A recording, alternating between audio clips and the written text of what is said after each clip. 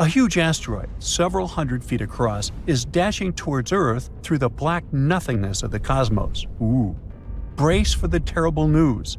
There's a 72% chance it might hit Earth in 14 years, with potential impact zones being North America, Southern Europe, and North Africa, some of the most densely populated areas on the planet.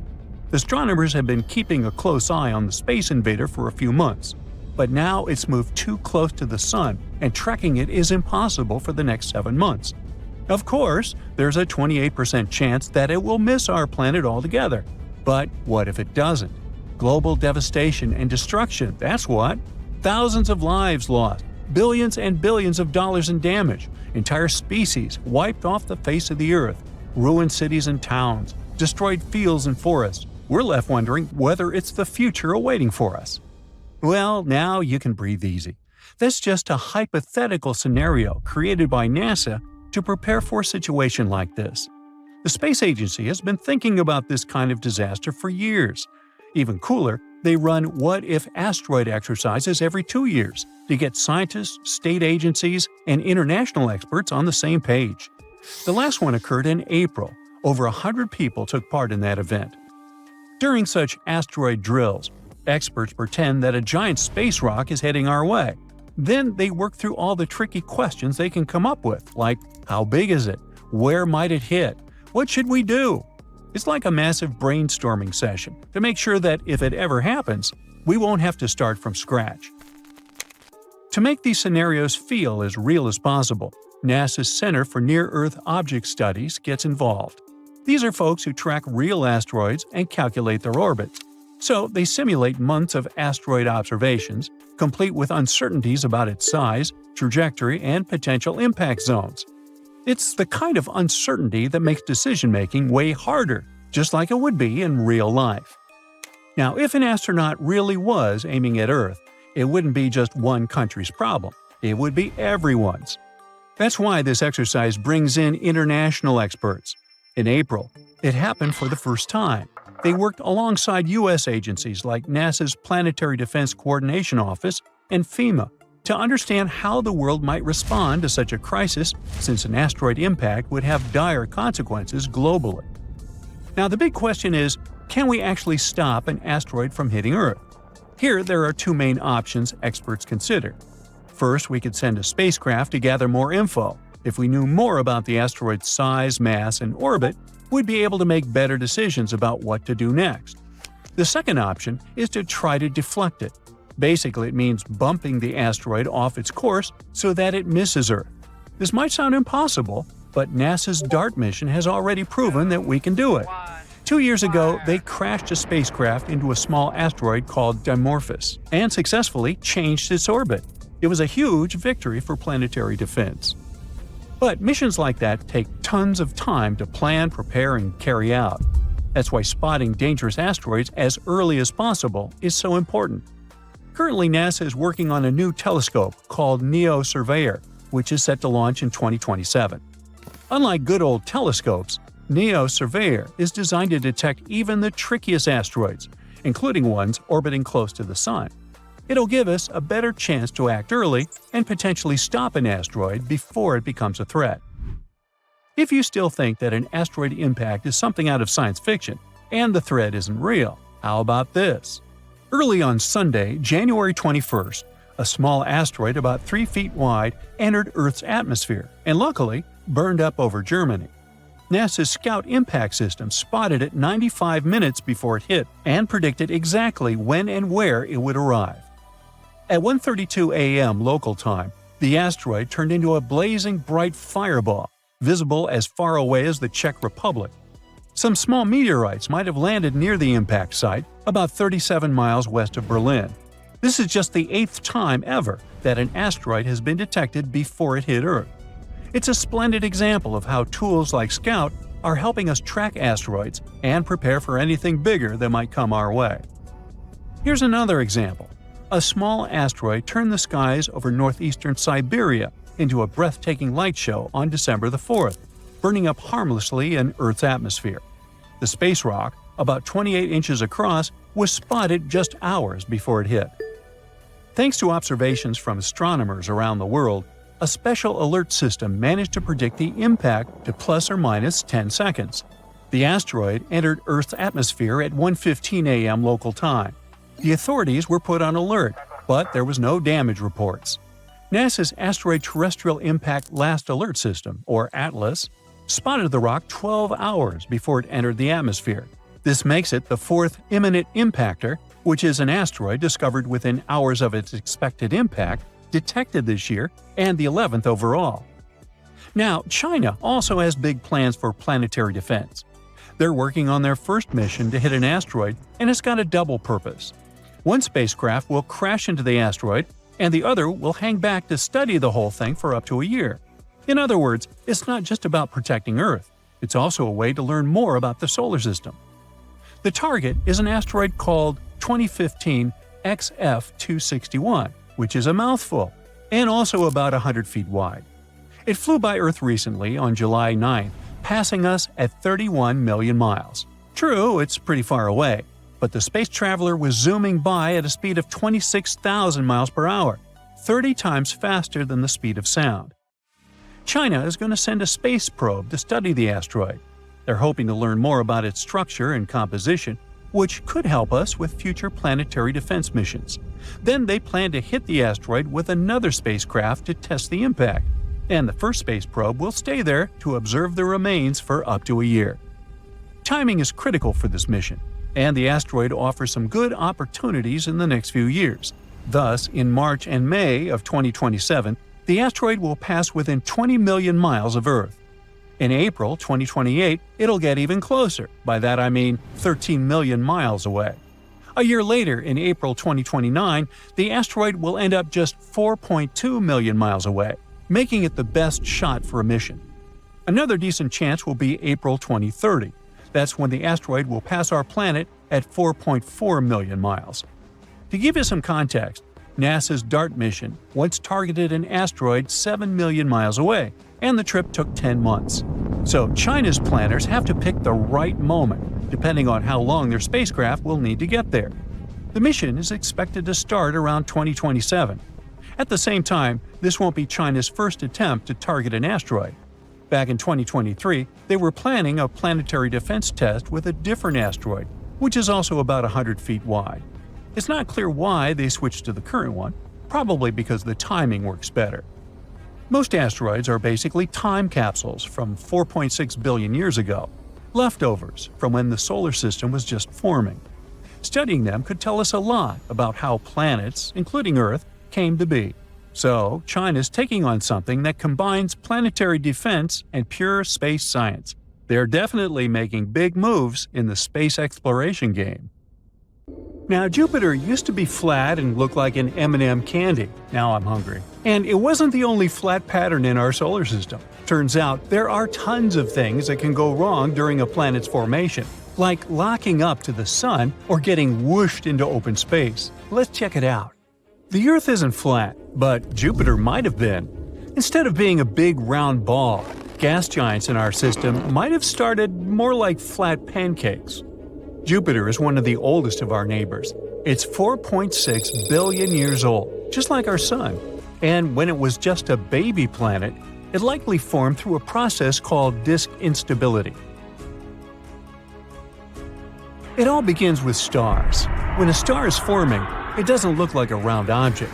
It's more like a big disk of stuff. During this stage, really hot winds made of charged particles blow out. The dust in that disk contains stuff like carbon and iron.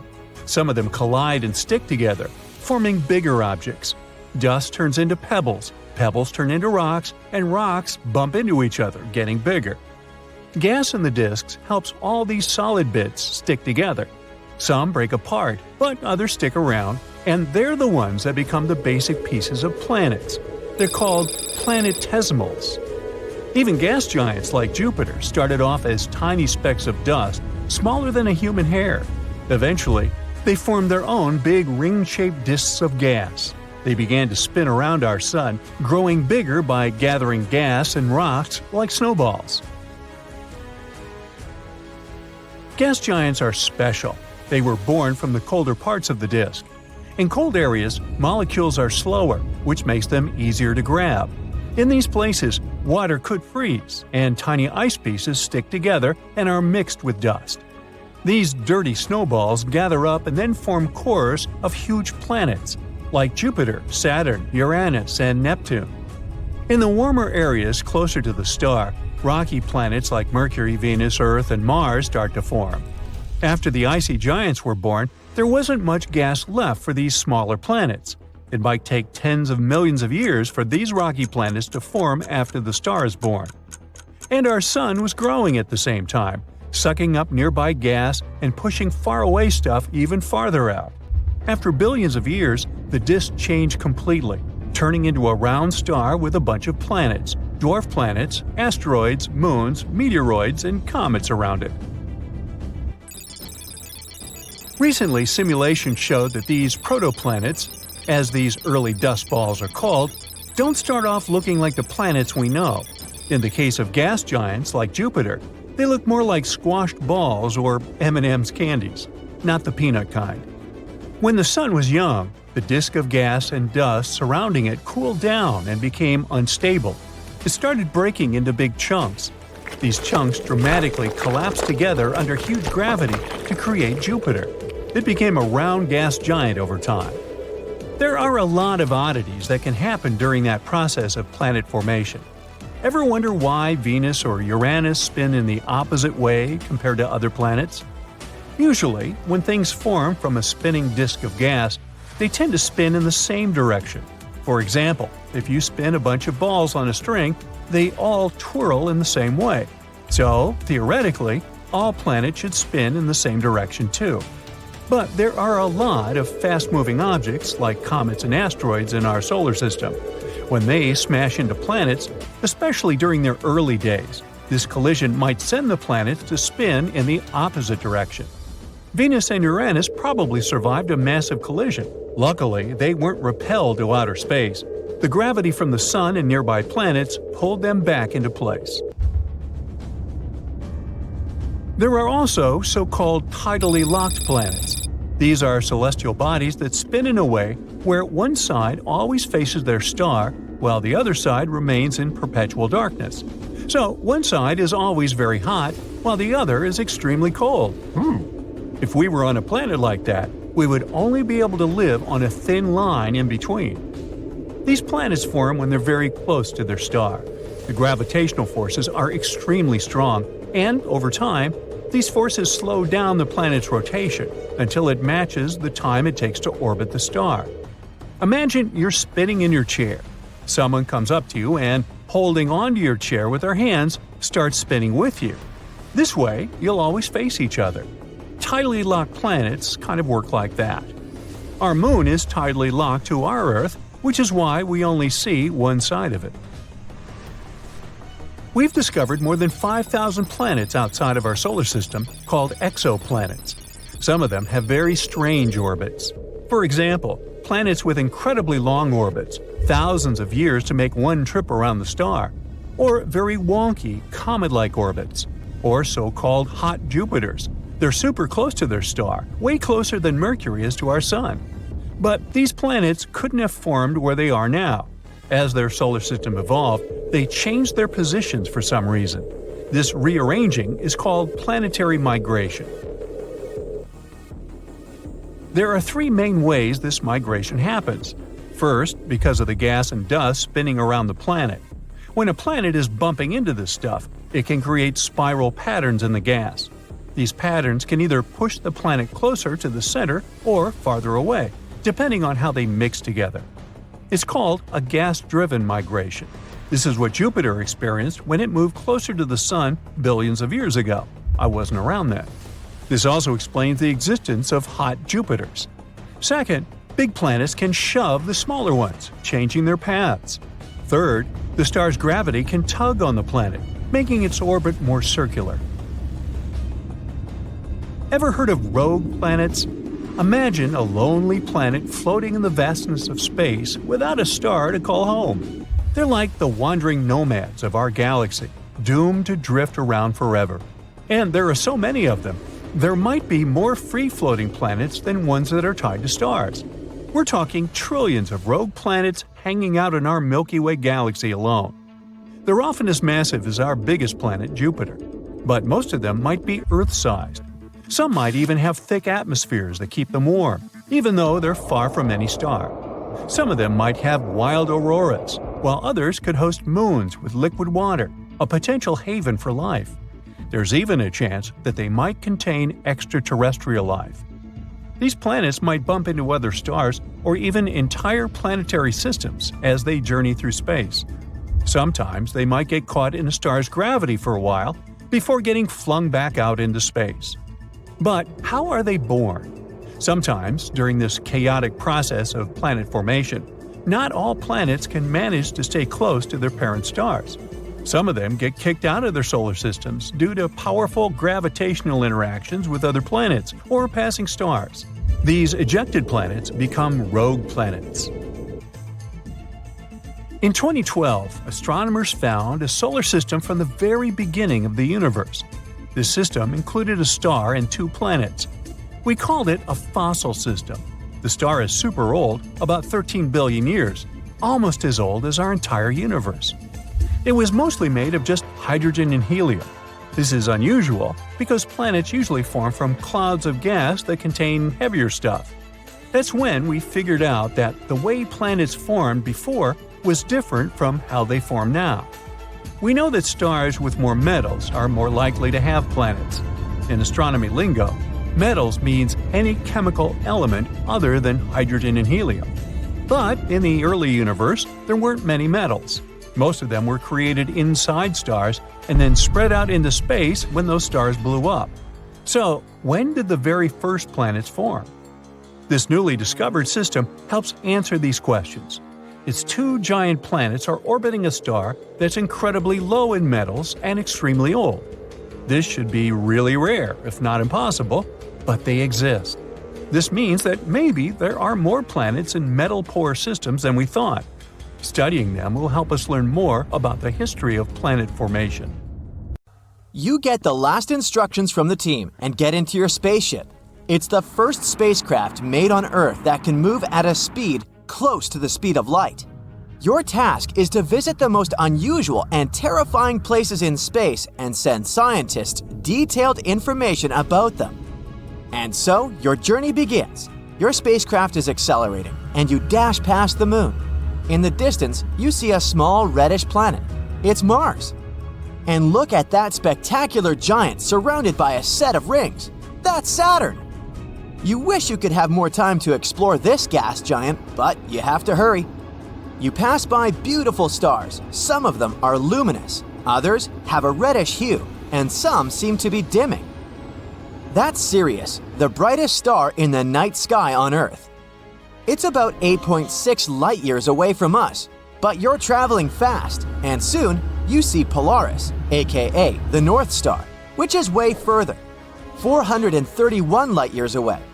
Sometimes you manage to spot tiny dots circling these stars. Those are planets. And then, suddenly, you see nothing. At first, you're horrified. Something has gone wrong, and you've accidentally entered a black hole? Has your equipment malfunctioned? Because it seems that at a distance of 700 million light-years away from Earth, there's a hole. A blank void with no galaxies, stars, planets, or asteroids. You can't see anything. The void is a roughly spherical region of about 330 million light-years across. Our home Milky Way galaxy could fit in there billions of times over. And then it dawns on you. What you're looking at is the mysterious Boötes void. It lies about 700 million light-years away from Earth in the constellation of Boötes, the herdsman driving the plow around the North Pole. At first, this void was called the Great Nothing, but later it was given its current name. Now we know that galaxies look like a giant web. Most of them are parts of long structures called filaments. Those wind through the cosmos, and when they meet, they form regions with a high concentration of galaxies. These regions are what we know as galaxy clusters, but between these clusters and threads, there are ginormous empty voids that hardly contain any galaxies. Such voids actually make up almost 80% of the observable universe, and most of them are huge, from 30 to 300 million light-years wide. The Boötes void is one of the most massive ones. It's even earned the title of supervoid. Astronomers think it might be the result of a few smaller voids merging together. But what could have caused such giant empty areas to appear in the first place? The reason might lie in the origin of the universe. In its early days, all the matter in the universe was packed together quite tightly. Astronomers even think it was something like a uniform soup. But pretty soon, random quantum fluctuations started distributing this matter. Some areas became denser. As a result, their gravitational pull became stronger, and they began stealing matter from less dense regions. This made such areas even denser, and they kept attracting more and more matter. At the same time, smaller clumps of matter started drifting further away from the center, forming galaxies. After staring at nothingness for some time, you decide to explore other space objects and start the engine of your spacecraft again. There's one kind of space formation you've been looking forward to seeing: nebulas. Those are gigantic clouds of gas and dust. With time, gravity starts to pull these clumps of dust and gas together. They grow larger and larger, and their gravity gets more powerful. Sounds familiar, doesn't it? One day, this mass becomes so big that it collapses under its own gravity and forms new stars. So, you decide to visit some of the most beautiful nebulas out there. And you start with the Butterfly Nebula. This butterfly's wingspan is more than 3 light-years. And the structure inside the nebula is one of the most complicated ever observed. The central star, a white dwarf, is heated to an incredible 450,000 degrees Fahrenheit. It means it was formed from a gargantuan star, likely more than 5 times the size of our Sun.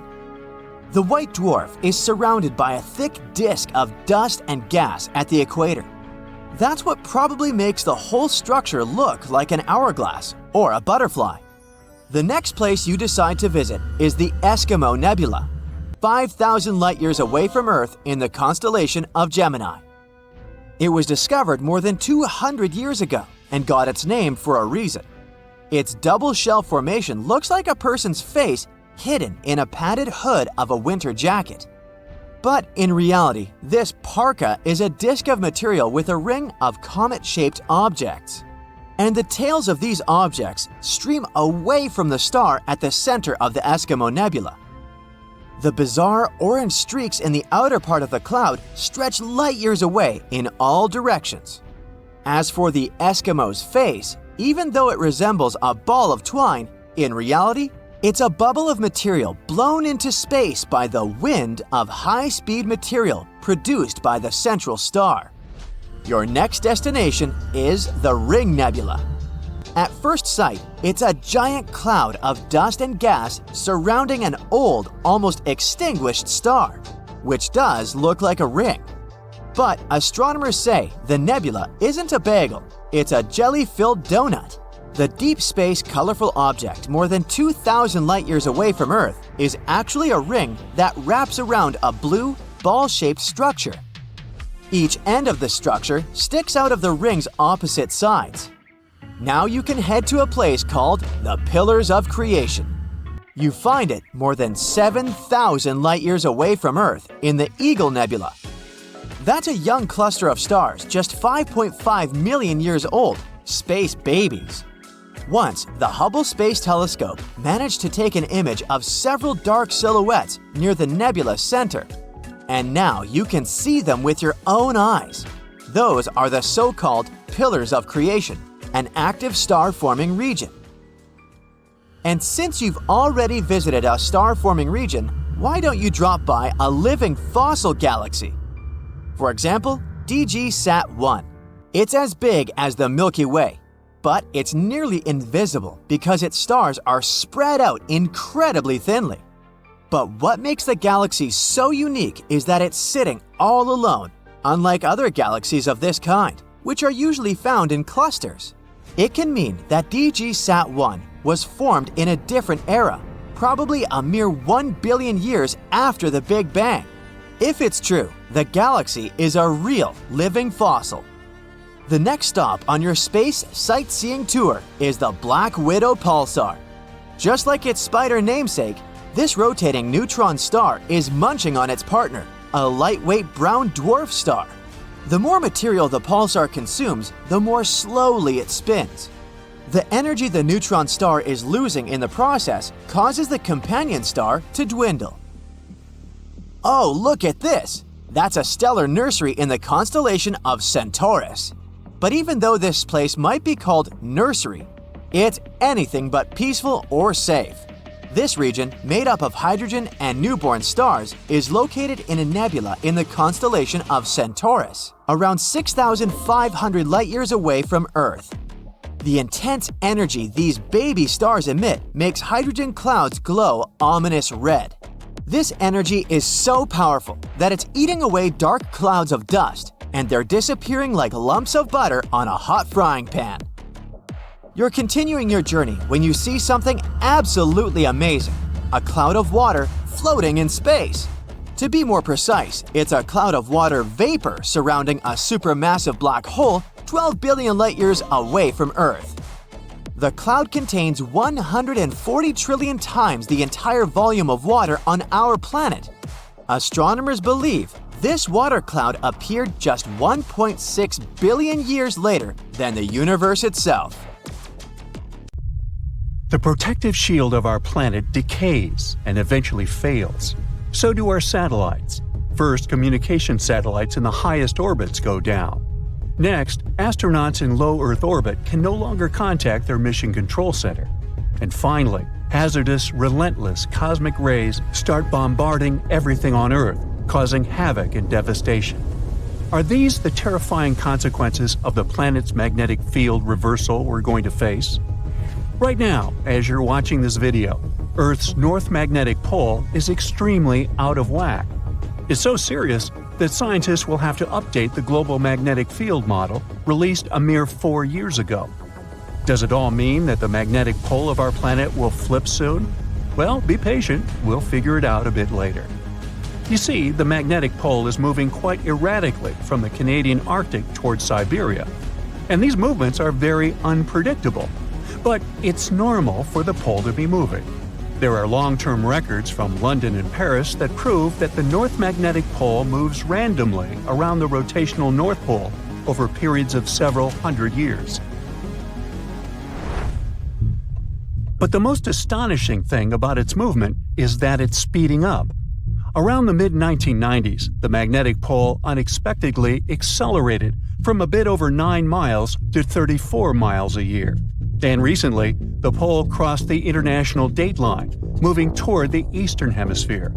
The European Space Agency launched extremely accurate magnetic field satellites in 2013. Thanks to them, researchers have superb data they can use not only to make magnetic field maps, but also to update them every 6 to 12 months. That's how they were able to notice that the core field was weakening too. It might be a sign that the planet's magnetic field is about to flip. To understand this process better, we need to figure out how the core field works. Let's say we've got a bar magnet that runs through the center of our planet and has a north and a south pole. This magnet is incredibly strong, representing about 75% of the intensity of our planet's magnetic field at the surface. Our bar magnet is not only moving, but is also getting weaker, by about 7% every century. Admittedly, this bar isn't the perfect representation of the core field. It's more like electric currents generating Earth's magnetic field. Still, this model makes it easier to see what's happening to our planet now. The magnetic field of our planet plays an important role in protecting us from dangerous radiation and geomagnetic activity, which is the product of the interaction between the solar wind and Earth's magnetosphere. Earth's magnetic field also moves. Scientists have been studying and tracking the movement of the magnetic poles for hundreds of years. The historical motions of these poles indicates changes in the global geometry of the magnetic field of our planet, and they may point to the beginning of the field reversal too. That's what the flip between the north and south magnetic poles is sometimes called. You see, if the north magnetic pole moves a bit, it isn't a big deal. But a complete reversal might have a serious impact on the climate of our planet, as well as modern technology. Luckily, such flips don't happen overnight. The entire process stretches over thousands of years. Plus, even though the magnetic pole weakens during a pole reversal, it doesn't disappear completely. So those scary events from the beginning of the video aren't likely to happen to us. The magnetosphere will continue protecting the planet from cosmic rays and charged solar particles, even though there might be some amount of particulate radiation that will make it to Earth's surface. Magnetic fields are generated by moving electric charges. If some material allows these charges to easily move in it, it's called a conductor. Metal is a great conductor, and we often use it to transfer electric currents from one place to another. In this case, the electric current is negative charges called electrons moving through the metal. The current is what generates a magnetic field. Earth has a liquid iron core. In other words, there are layers and layers of conducting material inside our planet. Currents of charges are constantly moving through the core, and the liquid metal is also moving and circulating there, generating the magnetic field. This magnetic field, in turn, produces something resembling a bubble around the planet. It's called the magnetosphere, and it's located above the uppermost part of the atmosphere. This layer shields and deflects high-energy cosmic radiation, which otherwise would be extremely dangerous to people and other forms of life on Earth. The magnetosphere also interacts with the ionosphere, the layer of our planet's atmosphere containing loads of ions and free electrons and capable of reflecting radio waves. The interaction between these two layers and the magnetized solar winds is what scientists call space weather. The solar wind is normally mild, and there's no space weather whatsoever. But sometimes, the sun starts shedding gargantuan magnetized clouds of gas that can accelerate to incredible speeds. They're called coronal mass ejections, or CMEs. They're ejected from the sun over the course of several hours. CMEs usually look like giant twisted ropes and can occur spontaneously. Their frequency varies according to the 11-year-long solar cycle. For example, at a solar minimum, you can observe one ejection per day, and when the sun is in its most active phase, there might be 3 CMAs per day. Coronal mass ejections disrupt the calm flow of the solar wind and cause serious disturbances that can damage stuff both in space near Earth, like satellites, and on the planet's surface. If coronal mass ejections make it to Earth, their interaction with the magnetosphere generates geomagnetic storms. Those can trigger auroras, happening when a stream of energized particles hits the atmosphere and lights up. And then there are also solar flares. They develop more rapidly and with much more energy than coronal mass ejections. Solar flares often occur soon after coronal mass ejections.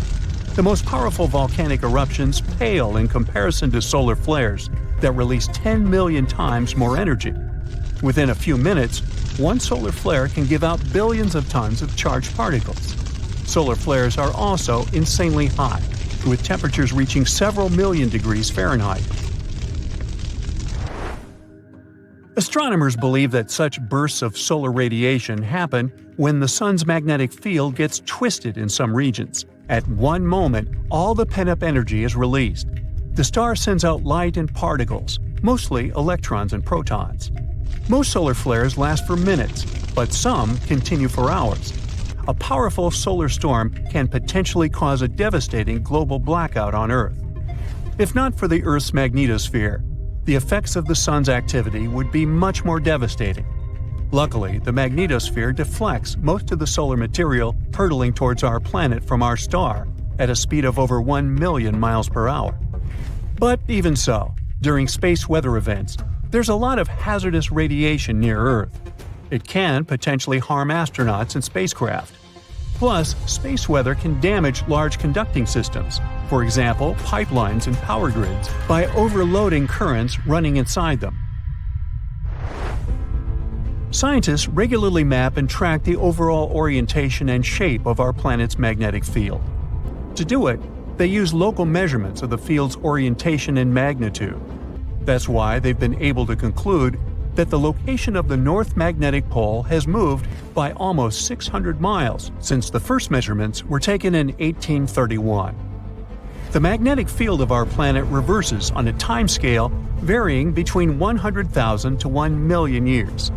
One can tell how often it happens by looking at volcanic rocks at the bottom of the ocean. They capture the orientation and strength of Earth's magnetic field at the time of their creation.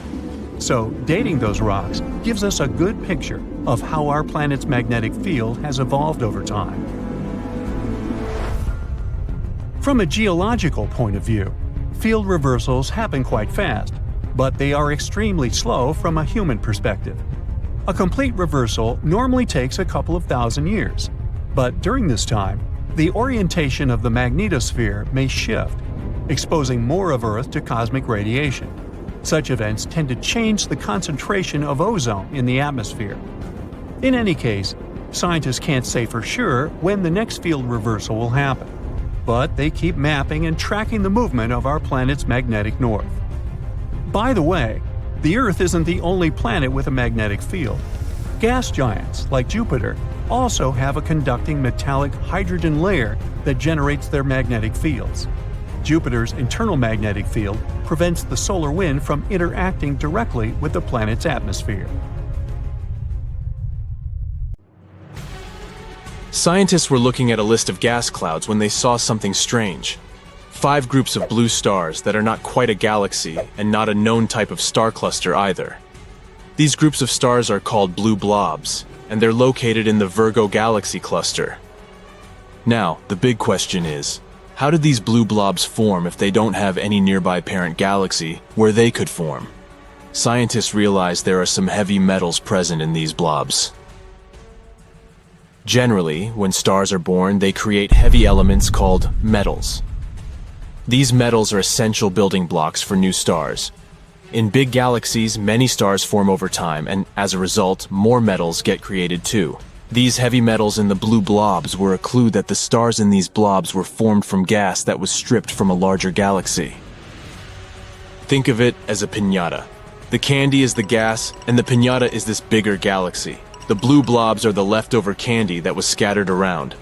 Wow, didn't expect to get hungry while talking about stars. How did the gas get stripped away from the bigger galaxy anyway? There are 2 ways. When galaxies pass by each other, their gravitational attraction can cause gas to be pulled away from one galaxy and into the other.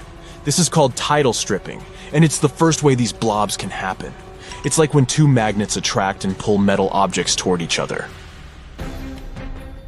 Another way is ram pressure. This happens when a galaxy moves through a cluster of hot gas at a pretty high speed. The gas in the cluster can push against the gas in the galaxy and force it out back, similar to a car pushing air out of the way as it drives, and you lose your hat in a strong wind. As time goes by, these stars and the blue blobs will keep on moving apart. Eventually, they will form smaller clusters. Have you ever seen pictures of Earth taken from space? They're amazing. But have you seen the one with 2 blue blobs of light? The first blob of light you see here is a large lightning strike in the Gulf of Thailand. It's rare to see lightning from space because of all the clouds, but this one was so huge it lit up the clouds around it like some kind of a brilliant ring. How cool is that? The second blue blob of light is a bit different. We're looking at the reflection of the moon's light on our home planet. The moon actually reflects the light coming from the sun onto the Earth, and when that light goes through the Earth's atmosphere, it creates a big blue blob with a fuzzy outline. It's like a shiny blue hat our planet is wearing. It's similar to the reason why the sky is blue during the day. When sunlight enters Earth's atmosphere, gases and particles in the air scatter it in all directions. Blue light has the shortest and smallest waves, so it gets scattered the most. And that's why we get to enjoy a beautiful view of a clear blue sky. The same thing actually happens to the light coming from the moon. When it reflects off the Earth and goes through the atmosphere, the blue light waves get scattered the most, making the moon appear blue in the photo. Speaking of unusual stars, There's one in the Centaurus constellation called Lucy. It looks like a tiny white dwarf, but it's actually very dense. There's a mass of the entire sun squeezed into an object only a third of the size of our home planet. That's like stuffing a whole watermelon into a golf ball. Lucy is also incredibly cool. Its core temperature is almost 12,000 degrees Fahrenheit. This may sound hot at first, but for comparison, our sun is about 27 million degrees Fahrenheit. And the best part that makes Lucy so special is the diamond at its heart. Its carbon core has crystallized into a massive diamond that's 10 billion trillion carats in size. It's hard to even imagine how big it is.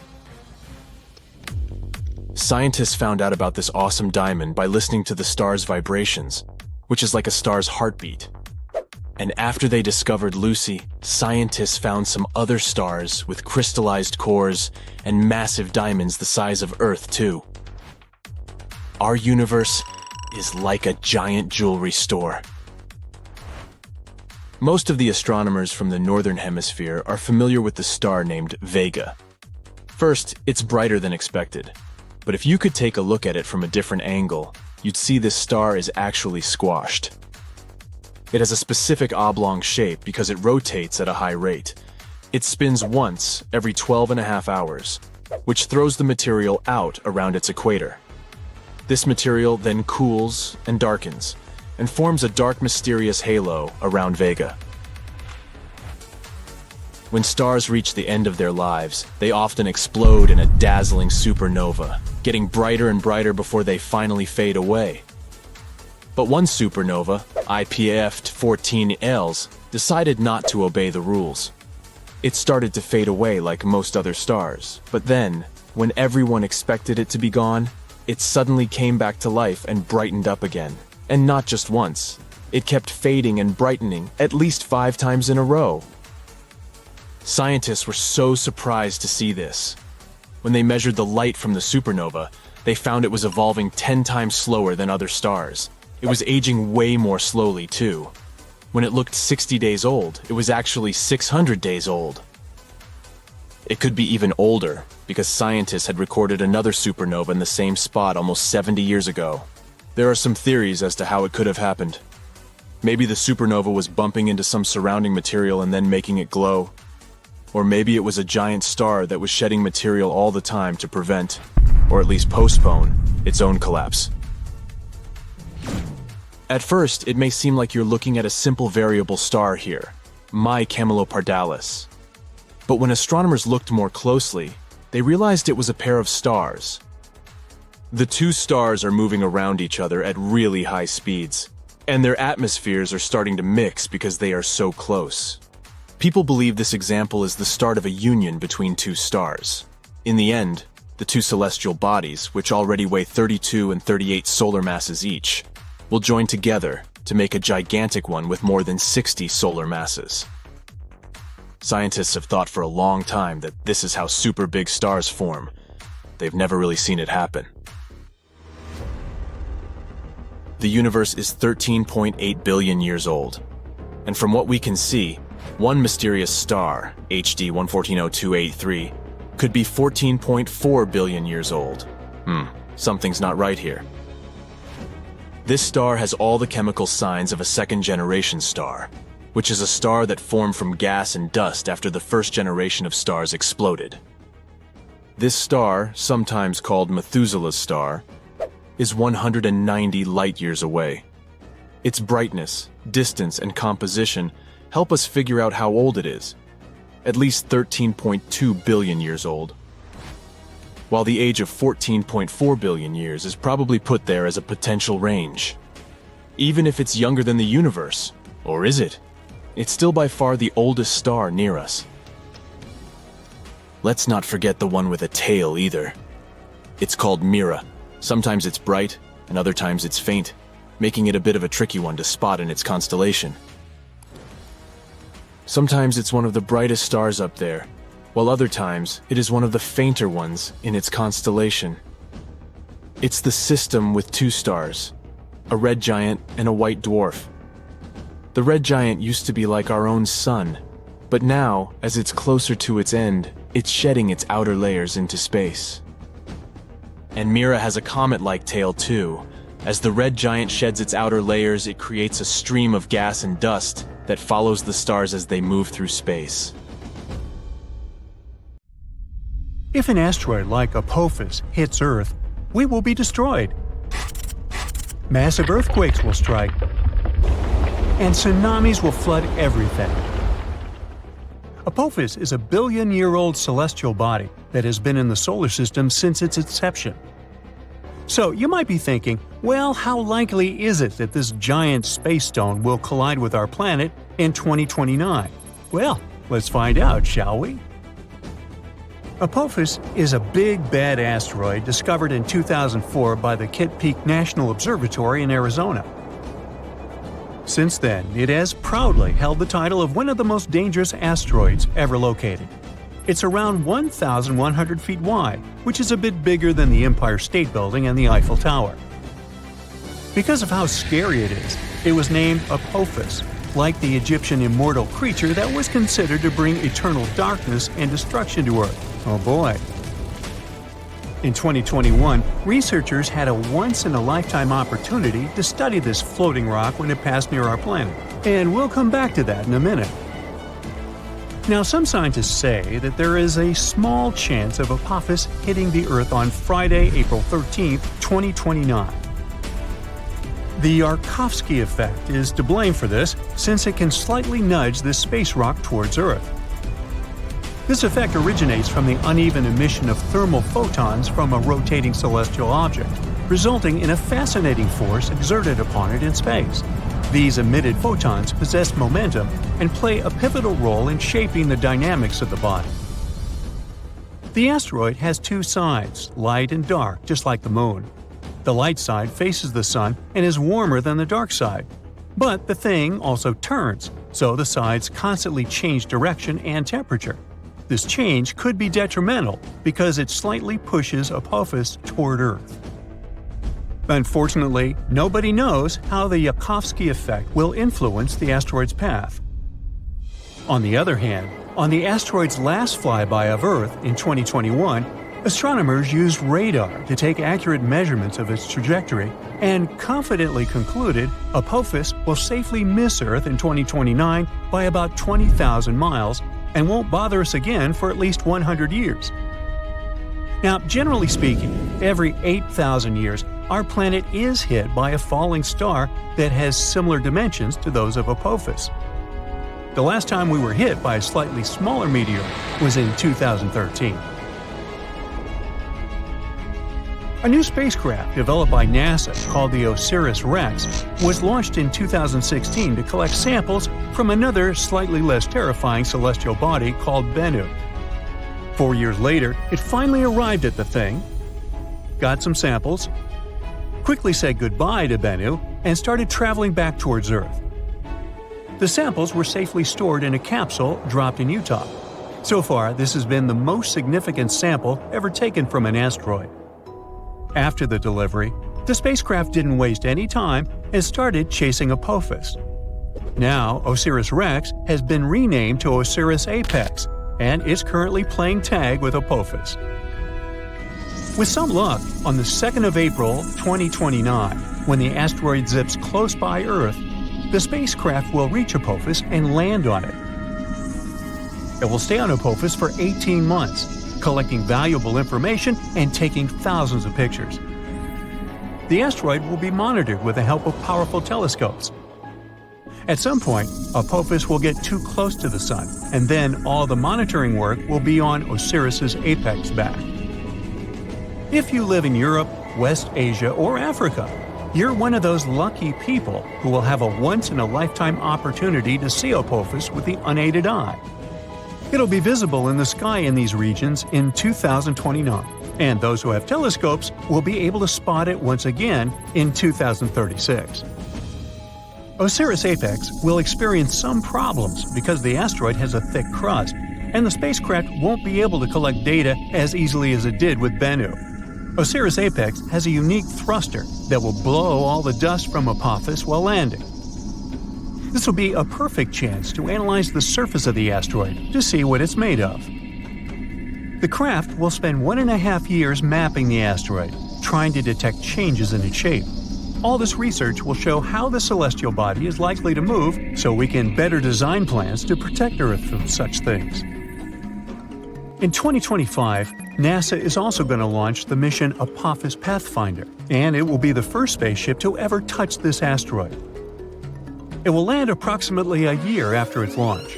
Also, NASA has proposed sending a swarm of tiny craft into space to help humanity develop effective protective tactics against asteroid strikes.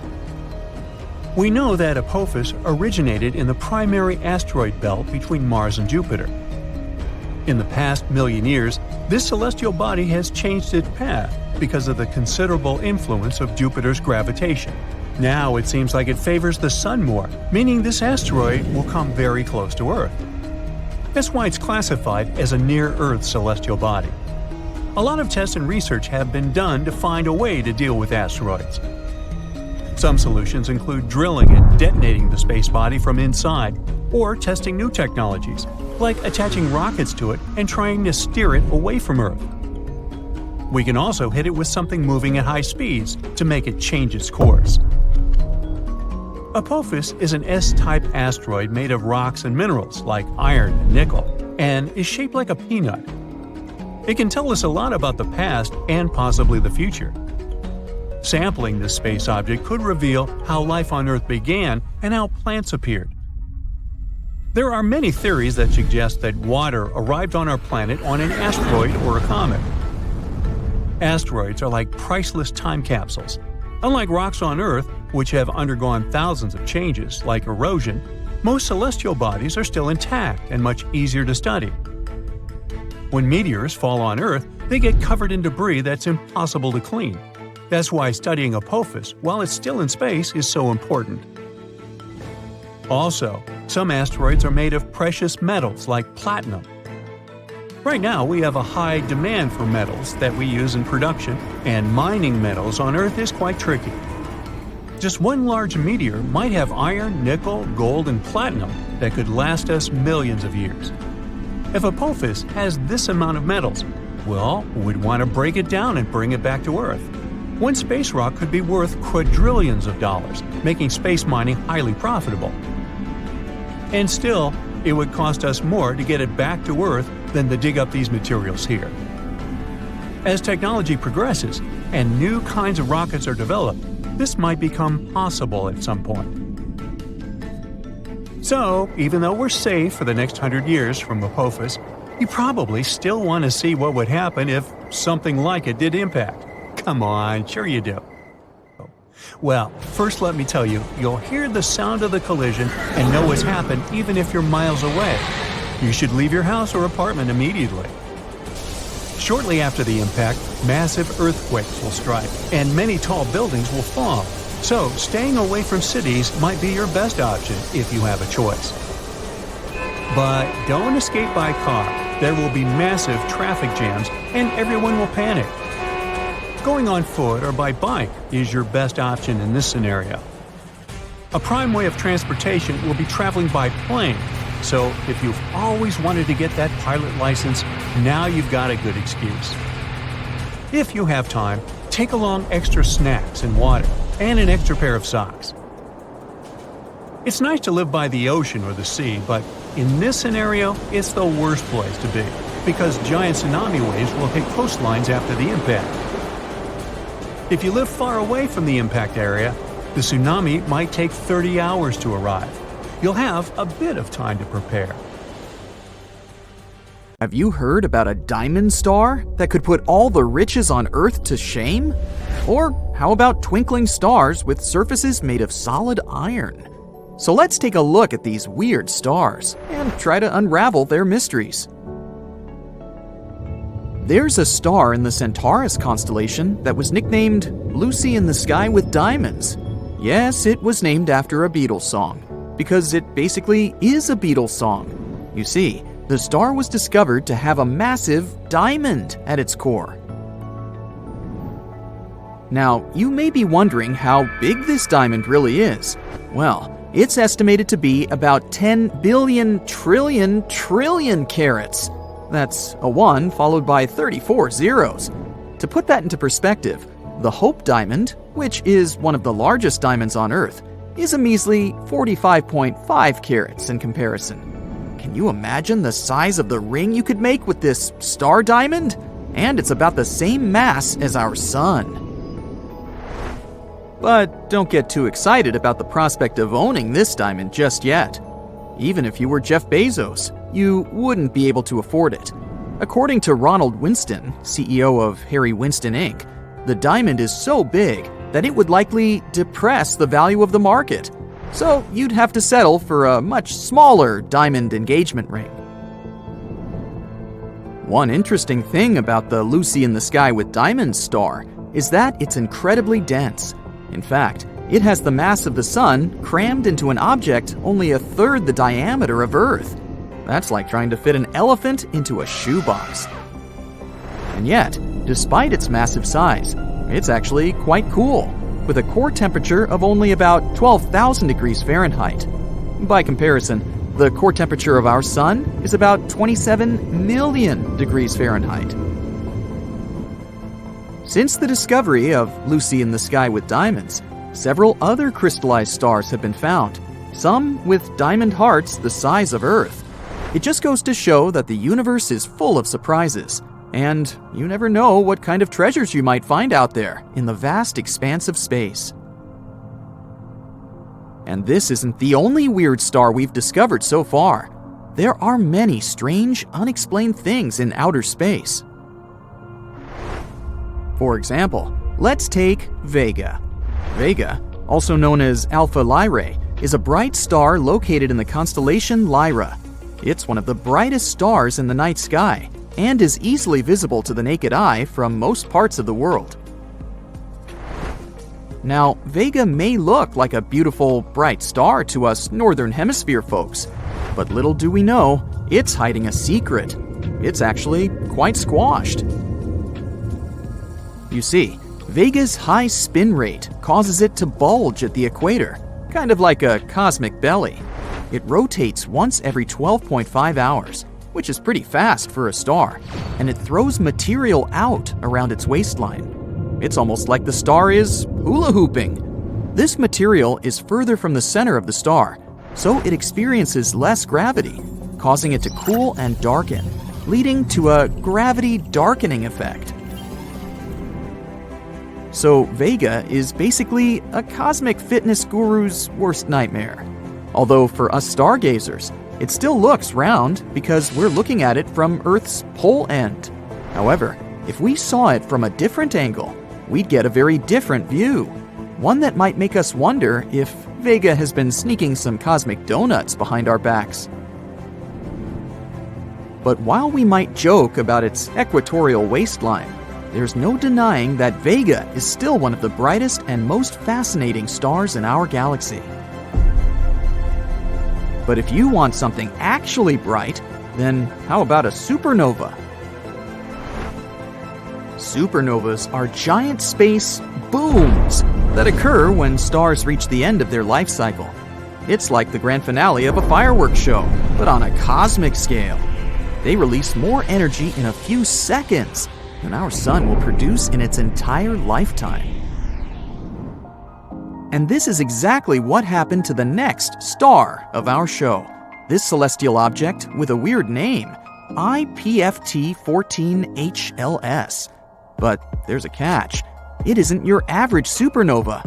Even though this star made a blast in 2014 and started to fade away like usual, recently it made an unexpected comeback and brightened once more. Talk about a dramatic entrance. And if that wasn't enough, this thing continued to fade and brighten at least 5 times in total, which is a bit like a yo-yo. It's like the star just couldn't make up its mind about whether it wanted to stay bright or fade away into the abyss. Also, when scientists measured the supernova's spectrum, they found that it was evolving 10 times slower than other stars. Maybe it's a supernova that just wants to enjoy its golden years. All in all, this object is a real mystery. But this is not the only star suffering from the two-in-one syndrome. At first glance, MY Camelopardalis appears to be a fairly common star. But after a closer look, astronomers concluded it was actually two stars in one. These two stars are orbiting each other at over 600,000 miles per hour. It's a contact binary star system, which means that the stars are so close together that they share a common envelope. In other words, they're so close to each other that they're practically smooching. These celestial Romeo and Juliet are one of the most massive known binary stars out there. Each of them individually weighs in at a whopping 32 and 38 solar masses, respectively. Astronomers also think that they might be on the brink of a stellar merger, which means that one day they might just combine into one giant superstar. Wow, who knew space could be so romantic?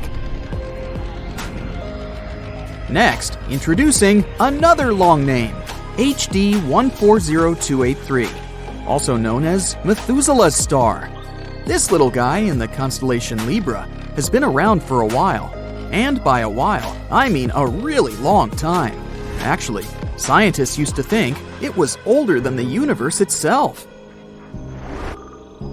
Just imagine if it turned out to be true. But eventually, they figured out that it's actually around 14.8 billion years old, a peer of our universe. That's still pretty impressive though. This star is so old, it remembers when the Milky Way was just a baby galaxy. But despite all that, this star still has some life left in it. It's just starting to expand into a red giant, which is kind of like when you hit your 30s. Talk about aging well.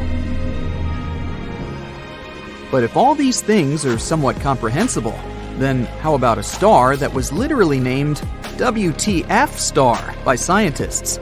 No, I'm not kidding. At least it used to be. Now it's called Tabby's star. It also has a more scientific name, but that one is a bit of a mouthful. But what's really bizarre about this star is its irregular dimming. For some reason, it doesn't glow like a normal star, but blinks, as if someone turned on and off a flashlight. And it's not just a little dip. We're talking up to a 22% drop in light. So it's not because it sometimes gets blocked by a planet or something. Scientists have come up with all sorts of explanations for this strange behavior, from comets to dust to even an extraterrestrial megastructure. That's right, but before your imagination runs too wild, it's important to note that the most likely explanation is just plain old dust. Perhaps the star is surrounded by some kind of dust cloud, and sometimes it prevents us from seeing it clearly. Although this explanation is still not 100% confirmed, there are still plenty of mysteries surrounding Tabby's star. One thing's for sure, it may be a bit of an oddball, but that's what makes it so fascinating. So, there you have it, folks. We're left in awe of the incredible diversity and strangeness of the cosmos. There's so much more to discover out there. So let's keep exploring and keep being amazed by the wonders of the universe. If one of the many apocalyptic scenarios come true and humanity is wiped out completely, a black box will tell whoever comes after us about what has led to that scary day. The 33-foot-long vault in a remote part of western Tasmania is supposed to document all the mistakes humanity has made that led to an apocalypse. The artists, architects, and researchers behind the Earth's black box hope that the art installation made of thick, reinforced steel will withstand fire, water, and any other natural disasters, except probably for total planetary destruction. Just like the black box you can find in planes, this time capsule is supposed to help the next civilization do better and avoid the probable sad and tragic fate of our humanity. The project is fully non-commercial and has an important message. The box will be full of storage drives and have access to the internet. Solar panels on the roof will power it, and batteries will take care of backup power storage. Whenever the sun's out, the black box will be updating itself with new scientific data. A special algorithm will sort it only to save the information relevant to the project. It will be measurements of land and sea temperatures, ocean acidification, species extinction, land use changes, as well as data on human population and energy consumption. The second type of data for the box will be newspaper headlines, social media posts, and news from the key global events focusing on the environment. The creators of the box decided to encode and store data for it in several formats, including binary code. The instructions on how to retrieve all that priceless knowledge would be etched into the outside of the box. Some of the big brains involved in the project are afraid that this could inspire some curious bad guys to break into the box long before it's time to do it. The solar-powered hard drive will have enough space to collect data over 50 years. Even the most pessimistic scientific models don't predict the end of the world any sooner anyway. It might even take centuries before the worst happens. The idea of a box that would record everything that happened before an accident in aviation was born in the middle of the 20th century. Back then, the world's first jetliner, de Havilland's Comet, crashed 7 times over 2 years, taking the lives of 110 people. The Department of Civil Aviation in Australia wanted to find the possible cause of all these crashes. One of these experts was Dr. David Warren, a chemist specializing in aviation fuels. He realized that there was simply not enough data to make any conclusions. There was no one to tell what had really happened before the crash. He remembered seeing a dictaphone that recorded sound on steel wire at a trade fair. Soon, Dr. Warren wrote a memo to his manager offering to design a voice recorder to follow what was going on in the cockpit. It would also record flight data and be stored in a crash-proof container. Flying wasn't a huge thing in Australia back then, so the manager didn't appreciate the idea. Dr. Warren then started working on a prototype in his own garage. He showed the ready device to the secretary of the British Air Registration Board when he was in Australia. He absolutely loved the idea, so later, Dr. Warren got a whole team to help him develop a pre-production prototype. The correct way to call his invention is actually not black box, but flight data recorder, and it's orange, not black. We probably call it black because those gadgets get charred black after a crash. Or maybe because the first boxes were painted that color to prevent reflection. Or because that's the general name scientists use for devices with in- and output of data with complex internal workings. So, the flight data recorder consists of 2 parts: the data recorder and the cockpit voice recorder. Historically, they were 2 boxes, but now they're just 2 cylinders. The data recorder keeps track of such important flight data as engine exhaust, temperature, fuel flow, aircraft velocity, altitude, and rate of descent.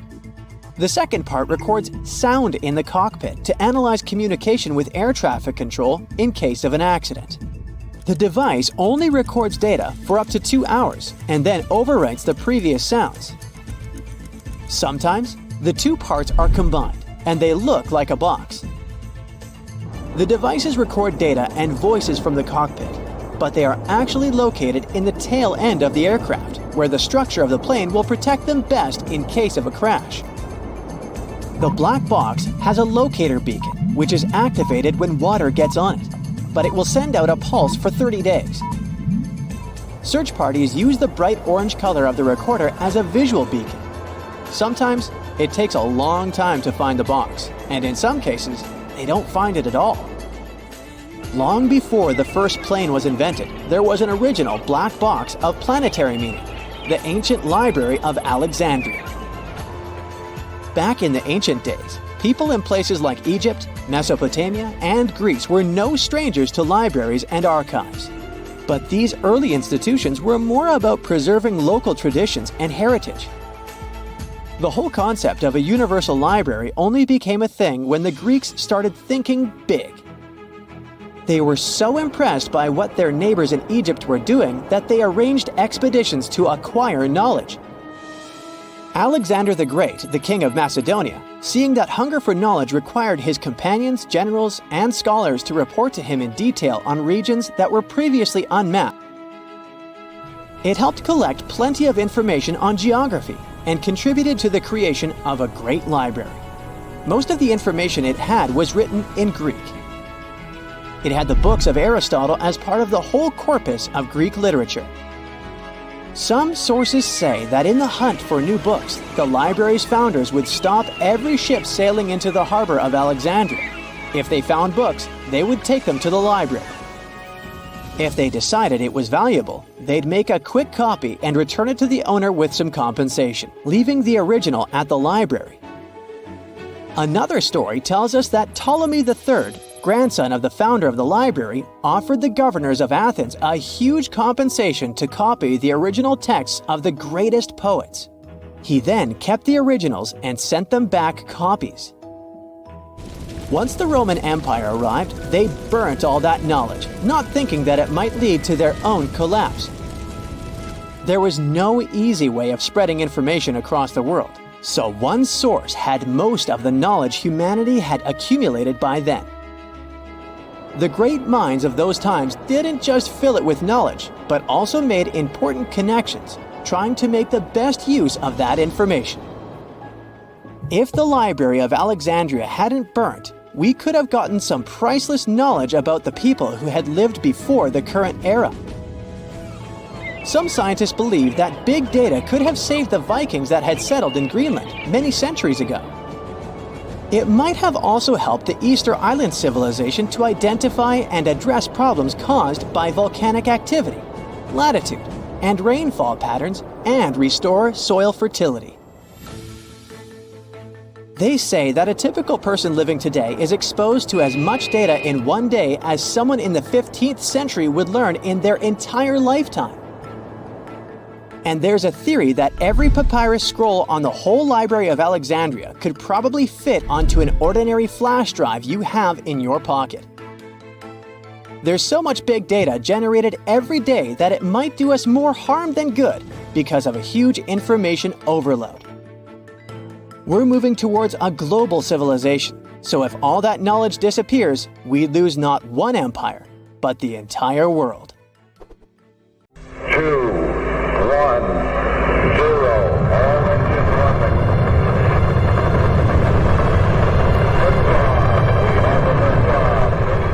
I can hardly imagine having to travel long distances without wheeled luggage, but these ones didn't pop until 1970. If you think about it, this means that the astronauts that went to the moon actually had to physically carry their baggage in the spaceship. A lot of other daily tasks are different in space. Since there's no washing machine in the International Space Station, how do astronauts do their laundry? The short answer is they don't.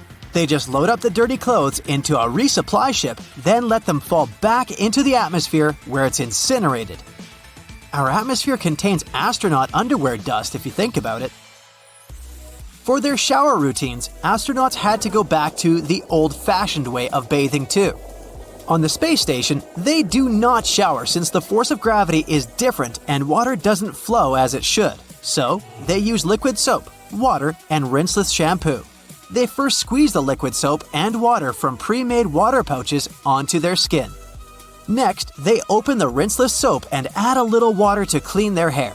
Towels are then used to wipe off the excess water, which is really precious in space.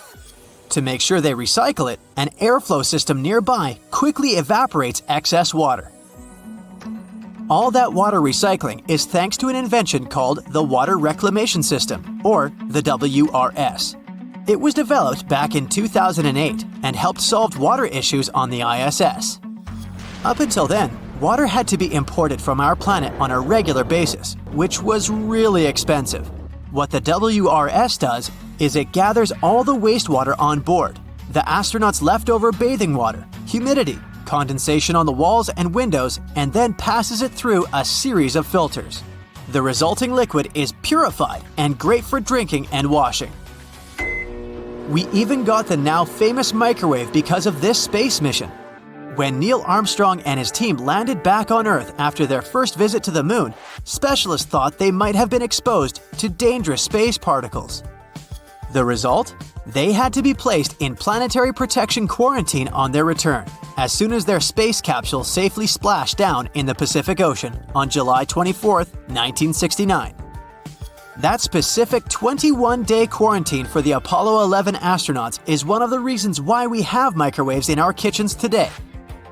When they first returned from the Moon, they initially spent their first few days in a mobile quarantine facility, or MQF. Sure, the MQF featured comfortable chairs, bunks, a toilet, and a shower, but it didn't leave a lot of space for fancy cooking. Since there was no room for a standard oven or grill, and to also reduce the potential fires that might have happened, NASA had to get creative. That's how the original countertop microwave oven was developed, to easily help astronauts get their meals without the hustle of a fully equipped kitchen. These days, you can see that first microwave in a museum in Oakland, California. The Apollo 11 crew also carried with them 12 Hasselblad cameras. They were intended to snap those valuable images of the Moon's surface for all of us to see. So where are they today? Well, they were left there on the Moon. Armstrong and his crew decided that the cameras were too heavy to carry back, especially since they wanted to bring back home over 50 pounds worth of rock samples. They did bring the film back though. These days, the International Space Station has way more advanced technology, like this zero-gravity 3D printer. It's responsible for making a socket wrench, which was the first tool ever made away from the planet's surface. The whole point of this 3D printer is to source square parts for any equipment that might get broken on board.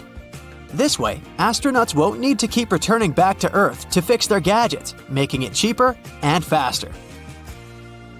It may sound like a vacation, but did you ever think about what would happen if you never got out of bed? In the first 24 hours, one of the first things to see a change would be your lungs. Without gravity to pull them down into their standard position, the lower part of your lungs will crease. Coughing every now and then might help to reduce the effects. Going further, we'd start to lose small amounts of bone density each week, making our skeleton more fragile. It's also the reason why astronauts who can go for months without Earth's gravity at times need to move around for a minimum of 2 hours a day and make sure they have sufficient calcium in their diet. For this particular reason, they use a cool device called the Advanced Resistive Exercise Device, or ARED. The conditions on the International Space Station not only affect the bones of personnel on board, but their muscle mass. And some of the changes that happen to their bodies could be permanent if they're not careful. So, NASA needs to keep its astronauts on a strict exercise program. Because you can't work out normally in microgravity, and ARED comes in to fix this. It's pretty much a resistance machine that helps astronauts to weightlift in a weightless environment. It also features a treadmill with a twist. It straps astronauts in for running. People visiting the International Space Station for longer periods of time can also develop a condition called spaceflight-associated neuroocular syndrome. The weightlessness in space causes the fluids in the body to shift towards the head. This may be the reason why the optical nerve gets swollen. I'll spare you the rest of the medical terms, but one of the most uncomfortable side effects is that most astronauts get blurry vision. To help with this, scientists developed a pair of contact lenses. And you look at pictures of astronauts wearing this device, it does seem pretty cool. For the time being, these lenses are just meant to measure how our eyes adapt to microgravity conditions. With the help of that data, we might be able to develop future gadgets that could combat the consequences. These contacts may not come with laser vision or holograms just yet, but another institution is looking to develop some pretty cool pairs of eyeglasses that might get closer. The National Aeronautics and Space Administration is looking at ways to manufacture computerized glasses that can help astronauts repair a ship or conduct an experiment in space. These glasses could help NASA upload how-to information guides onto the glasses directly so that astronauts could work without printed instruction manuals. Printed information is not only difficult to work with in times of emergency, but it's often not enough. So, astronauts literally need to dial back at the base for more information on how to fix a problem. Since a call from Mars to Earth can take up to 20 minutes to connect, you can imagine how helpful these glasses might be in real time. NASA initially tested this approach by strapping laptops to astronauts' heads. It soon became obvious they needed a better suited device. These glasses would use the same microchips we have in our smartphones. A gas leak can be a bad thing even in your own kitchen, let alone on the International Space Station. To make sure this problem doesn't happen, astronauts wear a system strapped to the front of their suits. It's just about the size of a shoebox. This device helps detect leaking water, seeping rocket fuel, or escaping oxygen. When living on the International Space Station, you might think astronauts need some sort of special clothing. The reality will surprise you. Inside the space shuttle, both the temperature and humidity are controlled, so astronauts can live there just like they would on Earth. Apart from those orange flight suits you often see in pictures that are needed during launch and re-entry, astronauts don't have special clothes. They just use the same clothes they'd use if they were on our planet.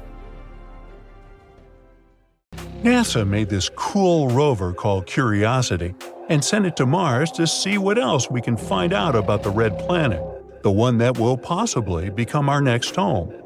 Curiosity has been exploring the surface of Mars, taking measurements and gathering data about the planet for more than 10 years. And good old Curiosity stumbled upon some interesting wave-rippled rocks in the region of the Martian surface that was kind of expected to be drier. Scientists believe this area was actually a lake bed. It might be the bottom of a dried-up lake and all that sediment and other things that have accumulated there. All this can give us some important clues about the history of the lake.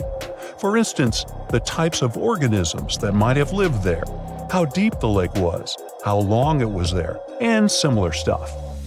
These wave-rippled patterns tell us that these rocks may have formed when strong Martian winds were moving the water in this big ancient lake. You know that specific sound you can hear when you're holding a seashell to your ear? You actually hear it because of the way the air gets trapped inside the shell and moves against its walls. The air cannot escape, so it vibrates at frequencies that depend on the size of the shell. In other words, you have a feeling you hear the sound of waves hitting a shore.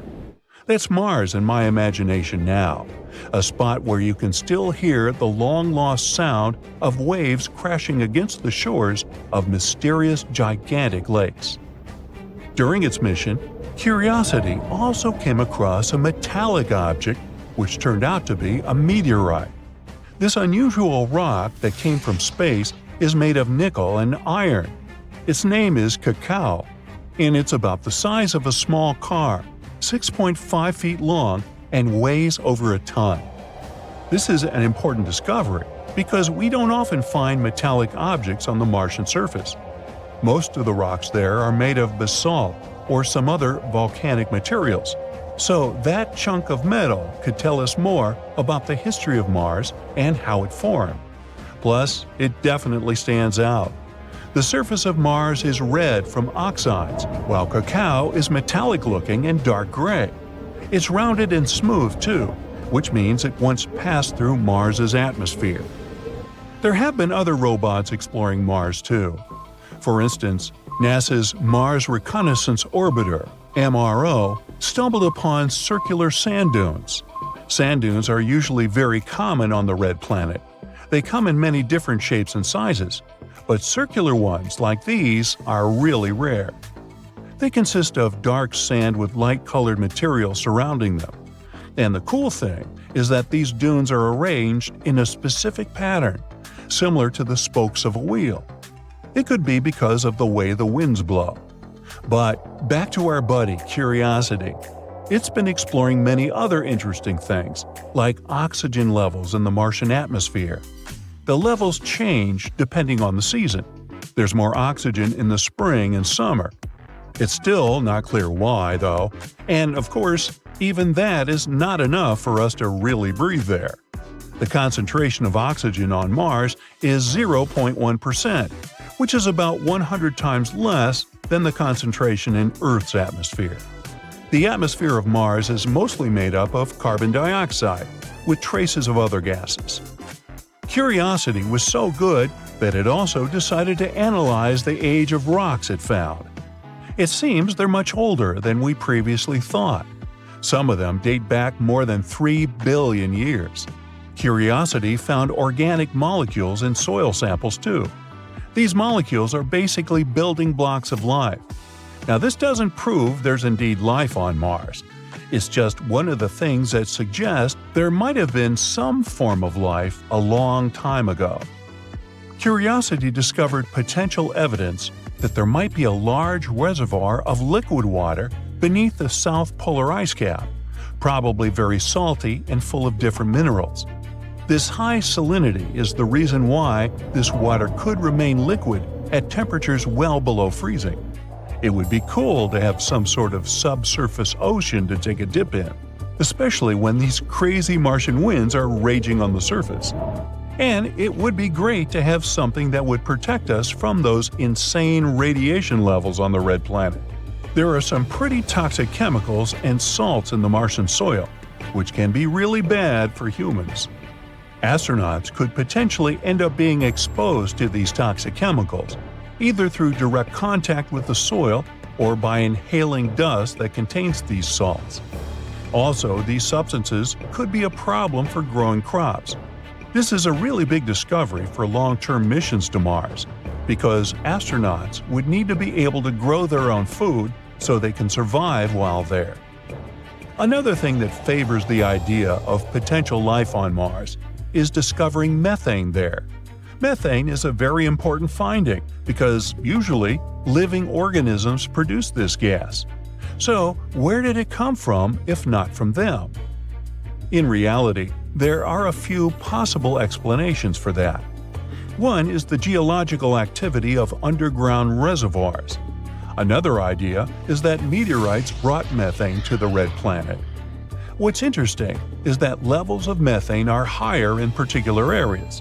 So, yeah, I don't know about you, but I'll stick to the theory that it comes from living organisms. Now, it's possible that volcanoes on Mars are still active. We know there are many extinct volcanoes on the red planet, but we've never found enough evidence to prove that some of them are still alive.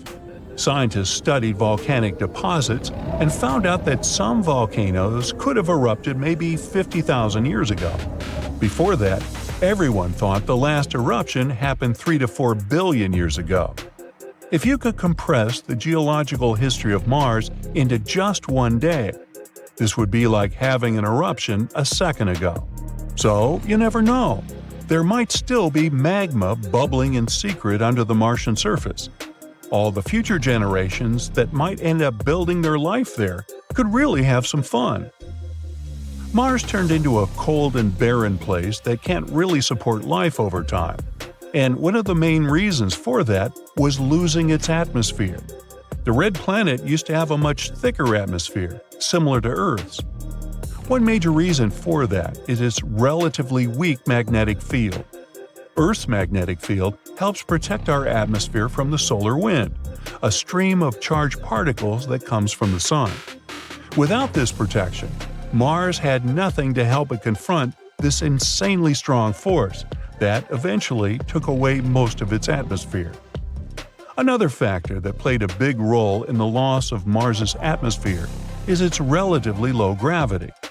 Because Mars has weaker gravity than Earth, it's easier for gas molecules to escape into space. So Mars probably used to be more similar to our home planet. But with its current thin atmosphere, it can't keep any heat, which makes it very cold and very complicated for us to explore. But maybe it's better for us that we didn't visit the red planet back in its old times. There's this story about an ancient megaflood that might have happened there. So yes, the red planet probably used to be a wetter and more hospitable place than it is today, with beautiful flowing rivers and amazing lakes, ponds, and other bodies of water. And some research showed evidence of large channels carved into the planet's surface. These channels are way bigger than any we previously found on the planet. They suggest this megaflood happened billions of years ago. Perhaps it happened as a result of different factors, like volcanic activity, melting ice, and the release of carbon dioxide from the planet's crust. The flood may have created some temporary pools of water, too. Hopefully, it will mean more interesting clues for finding traces of microbial life. How about that?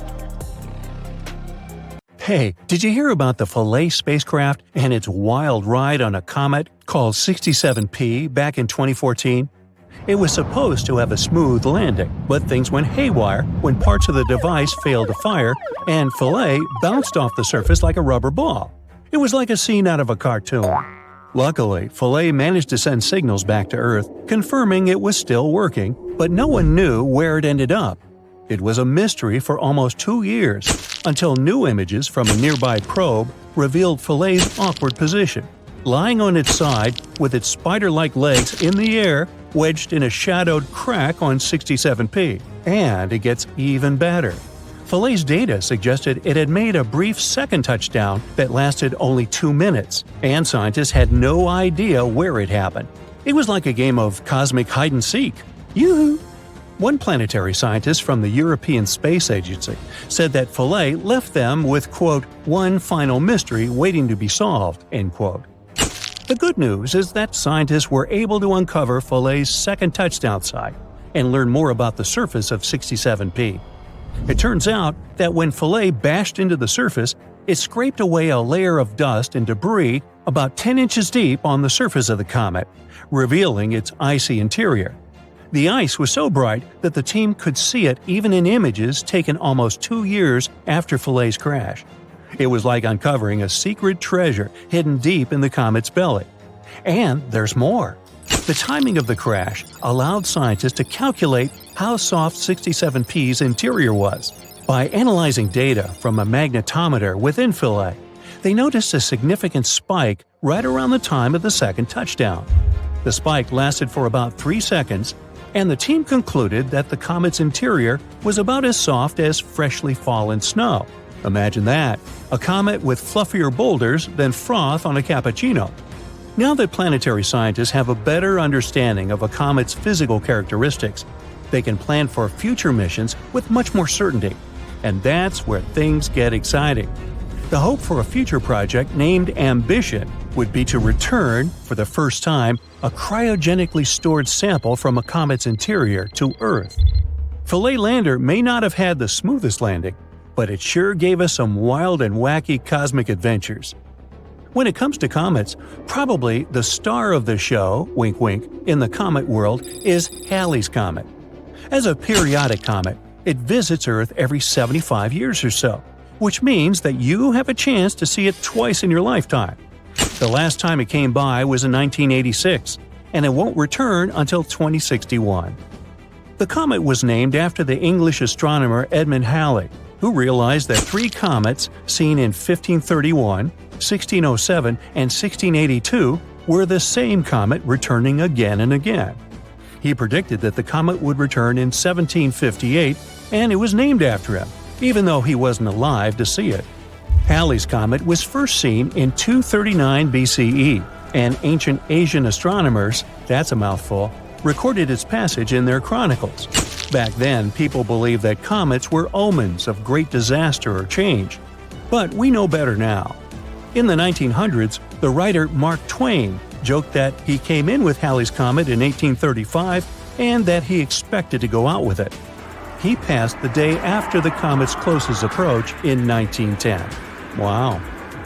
The comet Hale-Bopp also gathered some attention back in 1997. This comet was so bright that people could see it with their naked eye for about a year and a half, especially in the northern hemisphere. In fact, it was 1,000 times brighter than Halley's Comet. Even folks in heavily lighted areas, like Chicago, could catch a glimpse of its blue and white tails. The Hale-Bopp comet was discovered by Alan Hale in New Mexico and Thomas Bopp in Arizona. They were just gazing at the sky and suddenly saw this fuzzy object nearby that wasn't there before. Astronomers were excited about this event too. They used telescopes to study the comet as it approached, and NASA even used the Hubble Space Telescope to get a better peek. Hale-Bopp's nucleus was huge, like 19 to 25 miles across, and there was a lot of dust streaming out from it. Now, speaking of Hale-Bopp, The pop song Bop by the Hanson Brothers was a worldwide hit in that very same year, 1997. Is there a connection? Anyway, 5,000 years ago, another comet swung by our sun and put on a show for civilizations across Eurasia and North Africa. Unfortunately, this mysterious visitor wasn't recorded in any historical accounts, but scientists have a sneaky way of figuring things out. Enter Comet Atlas, or C2019Y4, which made its debut in 2020. Sadly, Atlas met its end when it broke apart into a shower of icy fragments. But in a new study using NASA's Hubble Space Telescope, astronomers discovered that Atlas was a broken-off piece of that ancient comet from 5,000 years ago. Talk about a family reunion. Comet families are not unusual, and one of the most famous examples is the doomed Shoemaker-Levy 9 comet that fell piece by piece into Jupiter in 1994. But Atlas is a bit of a weirdo. It broke up while it was far from the Sun, which is strange because it should have broken up during its closest pass to the Sun. How did it survive its last pass 5,000 years ago? Well, by observing the breakup of the fragments, scientists can learn more about how the parent comet was put together.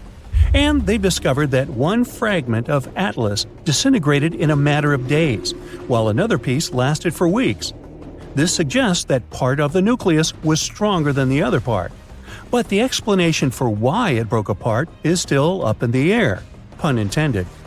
It could be due to centrifugal forces, or it could be because of super volatile ices that blew the piece apart like a firework. One thing is for sure though, Atlas's surviving sibling won't return until the 50th century. So until then, we'll have to settle for admiring the other beauties of the night sky. This next funny story is about a bunch of astronomers on the island of Maui. One night, they were just chilling and gazing at the stars with their fancy telescope when they suddenly spotted something weird. It was a comet, but not just any old comet. This one was traveling super fast and had a really strange shape. It was so odd that they even thought it might be a spacecraft from outside our planet. They named it Oumuamua, which means a messenger from afar arriving first in Hawaiian. Now, I know what you're thinking. Did they find a new civilization living in space? Well, not quite. But what they did find was pretty cool. You see, when comets pass through our solar system, they usually speed up as they leave because of the sun's gravity and the dust on their surface. But Oumuamua was too small to have any surface dust, so it didn't have the same glowing halo as other comets. So, what was causing Oumuamua to speed up?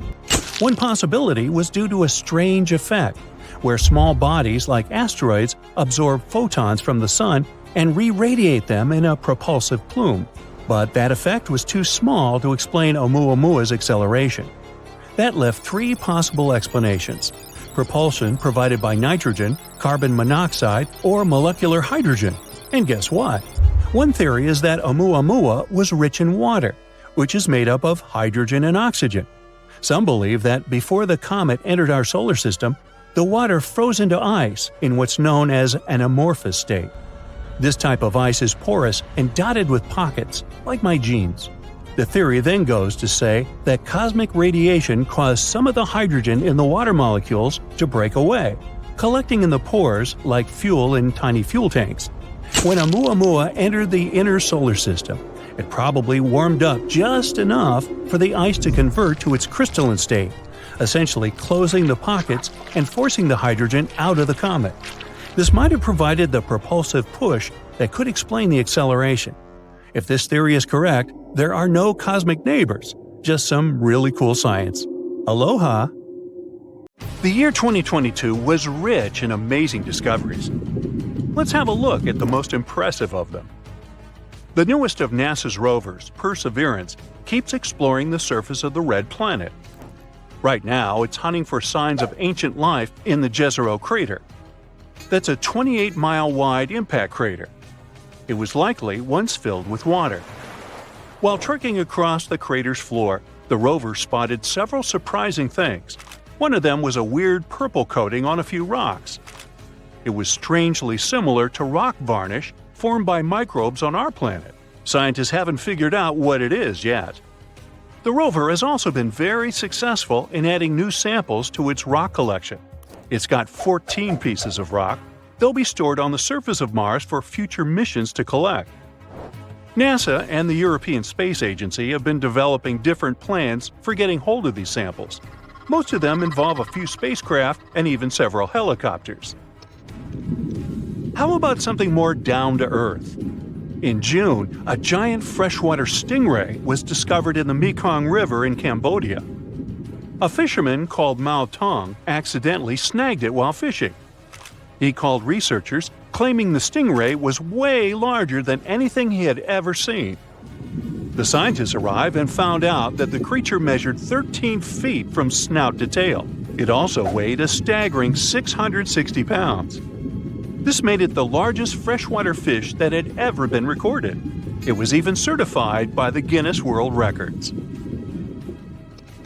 Another animal-related discovery. Scientists have found evidence that spiders might see dreams. One scientist studying these creatures noticed that when snoozing, little arachnids jerked while dangling from a thread with their legs curled. It resembled the way cats and dogs twitch while dreaming. The researchers set up a whole lab to observe spiders. The resulting study revealed that jumping spiders indeed experienced a sleep-like state that included the rapid eye movement stage. And with 8 eyes, that's a lot of twitching. Researchers identified the remains of a 17th century Spanish galleon. It was found near Oregon's north coast. Experts think that those are the remains of Santo Cristo de Burgos. In 1693, this vessel was traveling from the Philippines to Mexico, but at one point it veered off its course and disappeared. The lost galleon was known as the beeswax wreck. It got such a name because it was carrying blocks of beeswax. People had known about the ship for a long time, since parts of its cargo were often washed up on shore. But until recently, no one knew the name of the ship.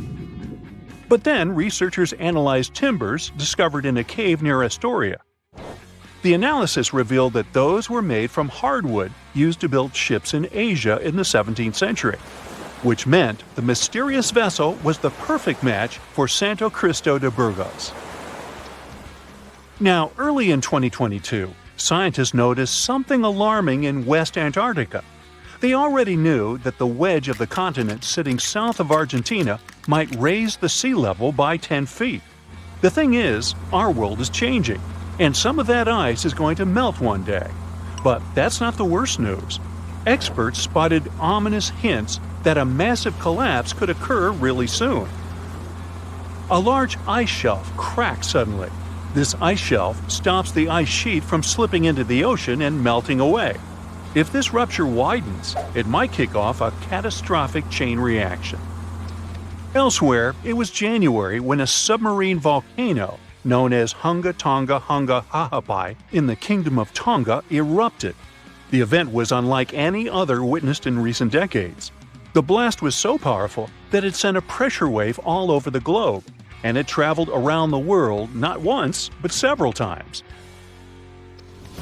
It also produced giant tsunami waves. Scientists claim that everything about the eruption was extremely weird. For example, how insanely powerful it was, or the cascade of effects that followed.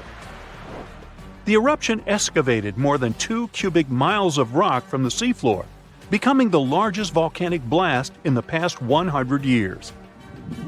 It also unleashed tons of volcanic rubble and hot ash that moved along the seafloor for a whopping 50 miles. Also in January, scientists discovered a site in southeastern Australia with rocks that contained a breathtaking record of life. The fossils found at McGrath's Flat are estimated to be from 11 to 16 million years old. Those are soft-bodied small creatures, including spiders, and they're preserved in such extraordinary detail that you can even see the spider's leg hairs. The researchers also managed to spot tiny pores in fossilized leaves. Those pores used to take in carbon dioxide. Scientists discovered several new snail species while searching for animals in Southeast Asia, and they believe that 2 of these species are the smallest of all seen before. One of them lies in Vietnamese caves and is a mere 0.02 inches in length, which means if you decided to put them on a U.S. quarter, many hundreds would fit there.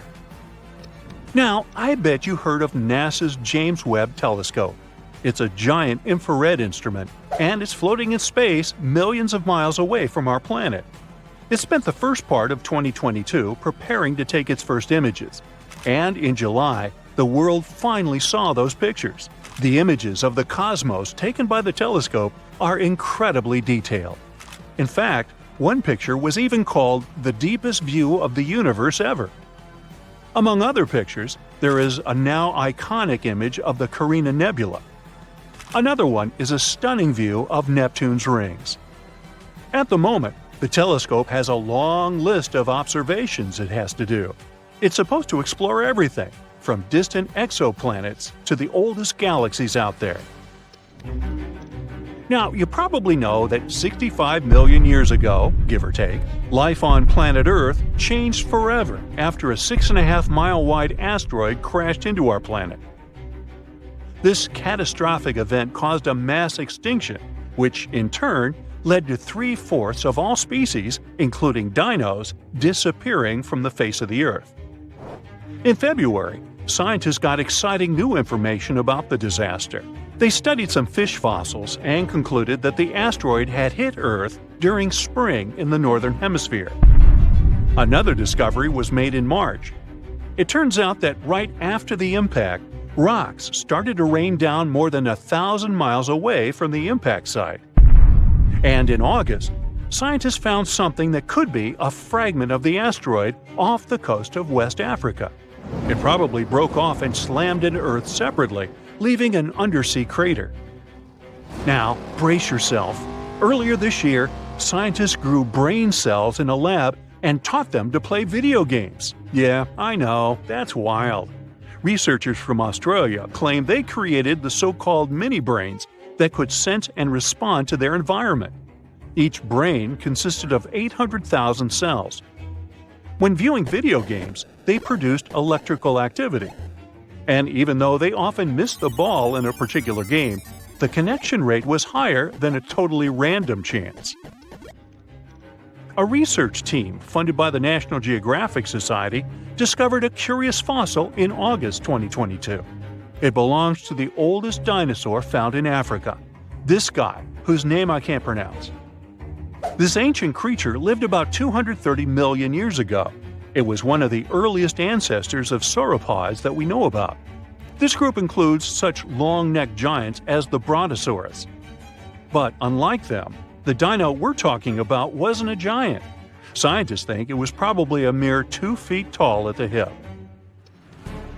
And some more great news. We now know for sure how to nudge asteroids off track. NASA made a spaceship known as DART crash into an asteroid.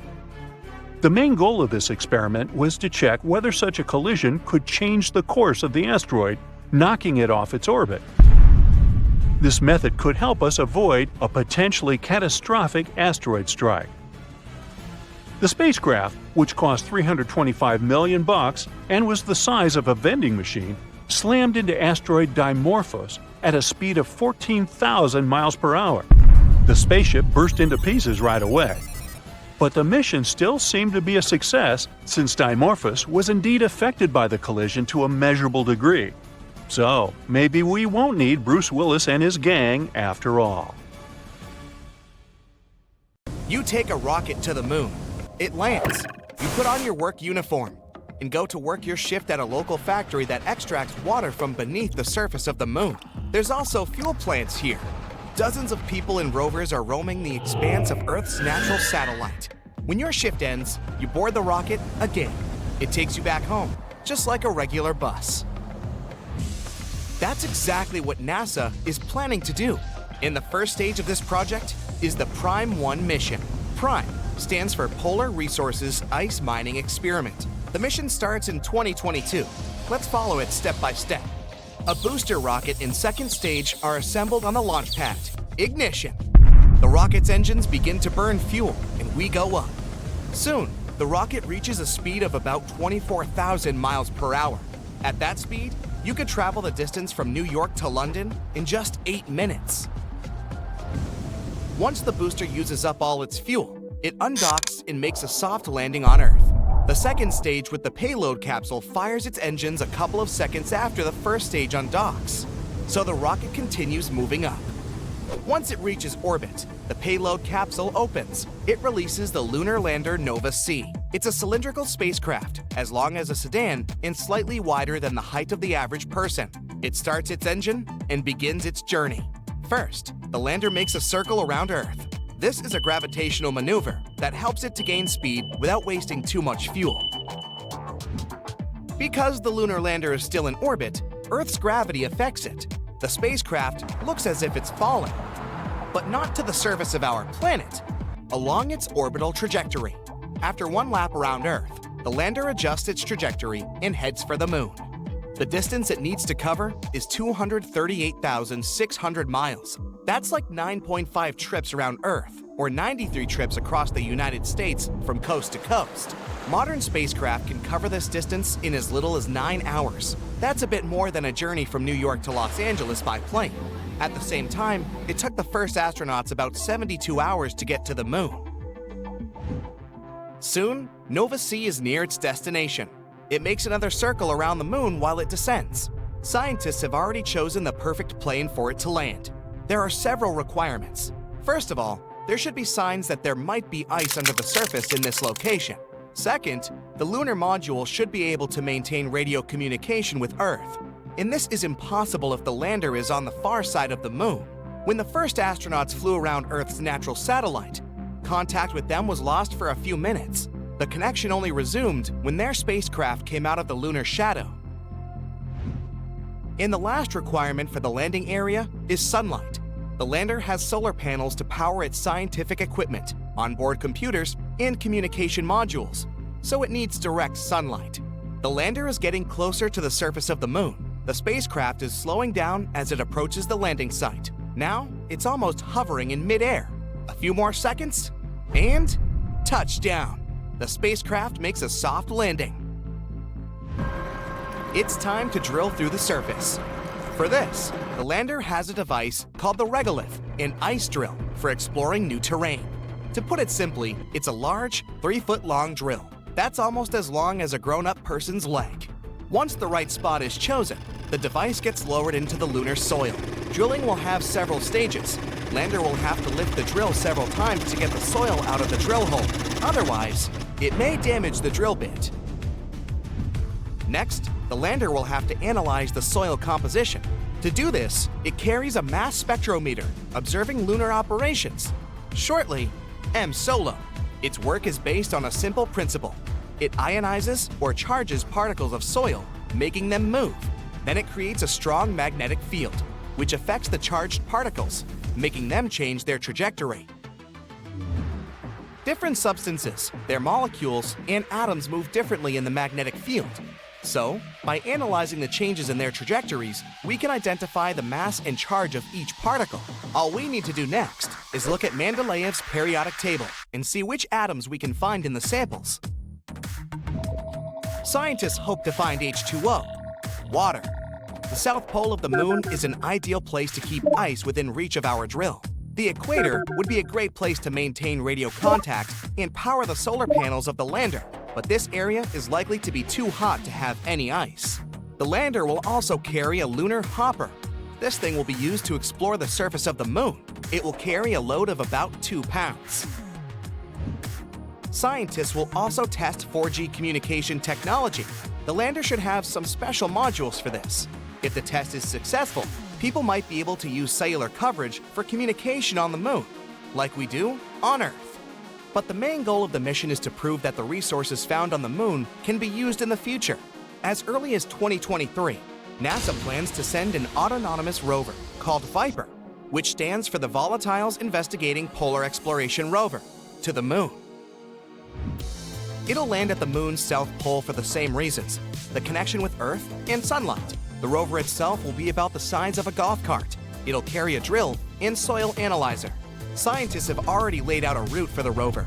It's about 10 to 15 miles long. It'll take Viper 100 days to travel along that route. It'll drill the soil in search of lunar ice and mark its findings on the map.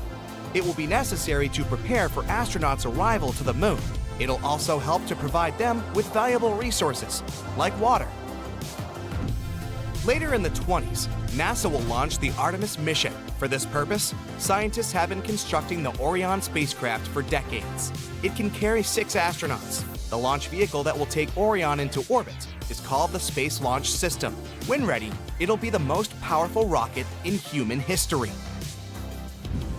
The first flight will be uncrewed. It's scheduled for 2022.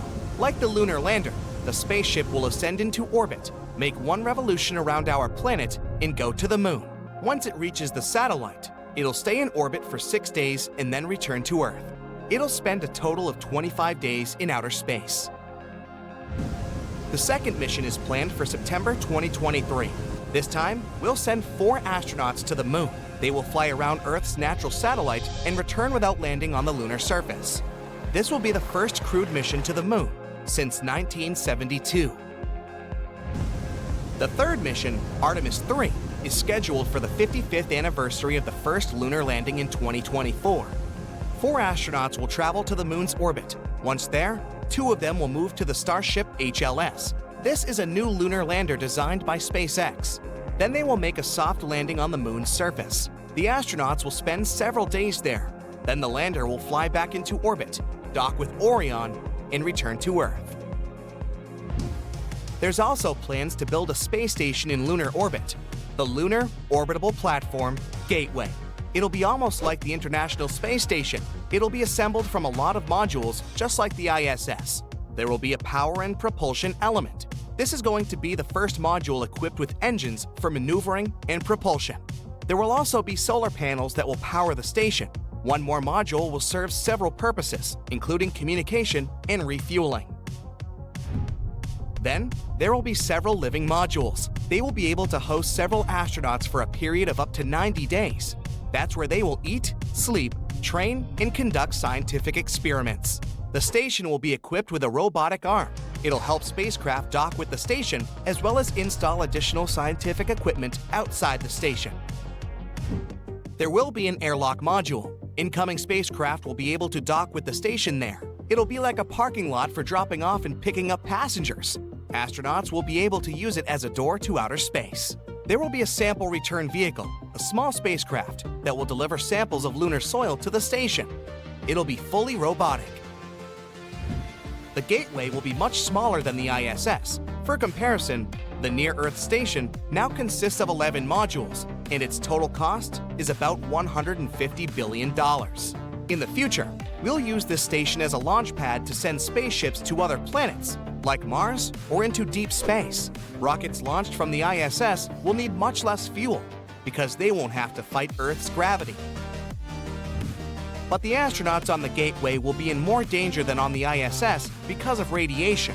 Earth's magnetic field acts as a shield that disperses the sun's harmful rays. And astronauts staying there don't get much more radiation than the passengers of a commercial airplane on Earth. The moon is too far from our planet's magnetic field, so all the modules of the Gateway station will have to be additionally protected from solar radiation. Okay, here you are in the middle of the ocean. It's endless, but you can't see it because there's a thick fog all around you. Dense clouds hide the huge but dim sun. Is it day or night? You don't know. There's only a gray haze around you. You're alone. Even if you try to swim down, after several hours, you still won't be able to see the bottom of the ocean.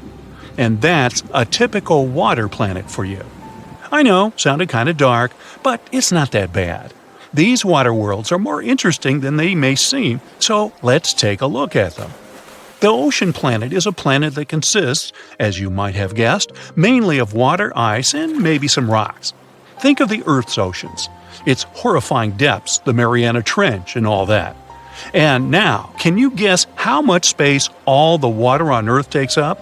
0.025%, exactly. Now, just try to imagine a world of 40 to 60% water. If you dive in there, the depth can exceed 60 miles. Compared to that, the 6-mile depth of our Mariana Trench sounds like nothing. And yeah, the pressure there will be enormous. It can reach up to 20,000 Earth atmospheres. Very crushing. Now, it may sound scary, but it still would be great to find out more about these planets. Fortunately, according to scientists' calculations, there may be a lot of such planets in our galaxy alone. Well, you don't have to go far. You can find these water guys even in our solar system. Not planets, of course, but moons. Jupiter has Ganymede and Callisto, and Saturn has Titan and Enceladus. The ocean can reach up to 30% of the mass of these moons, although it isn't clear whether these oceans are covered with a thick crust of ice. But we've discovered quite a few full-fledged ocean planets. This is because the conditions in which these planets may exist are very specific. For example, this planet should be somewhere 6 to 8 times larger than the Earth. If it's smaller, it'll have a rocky surface, but if it's bigger, it'll turn into a gas giant. At the same time, it must be in the habitable zone of its star. A little further, and the planet immediately turns into an icy giant or a cold super-Earth. So yeah, these guys are very picky.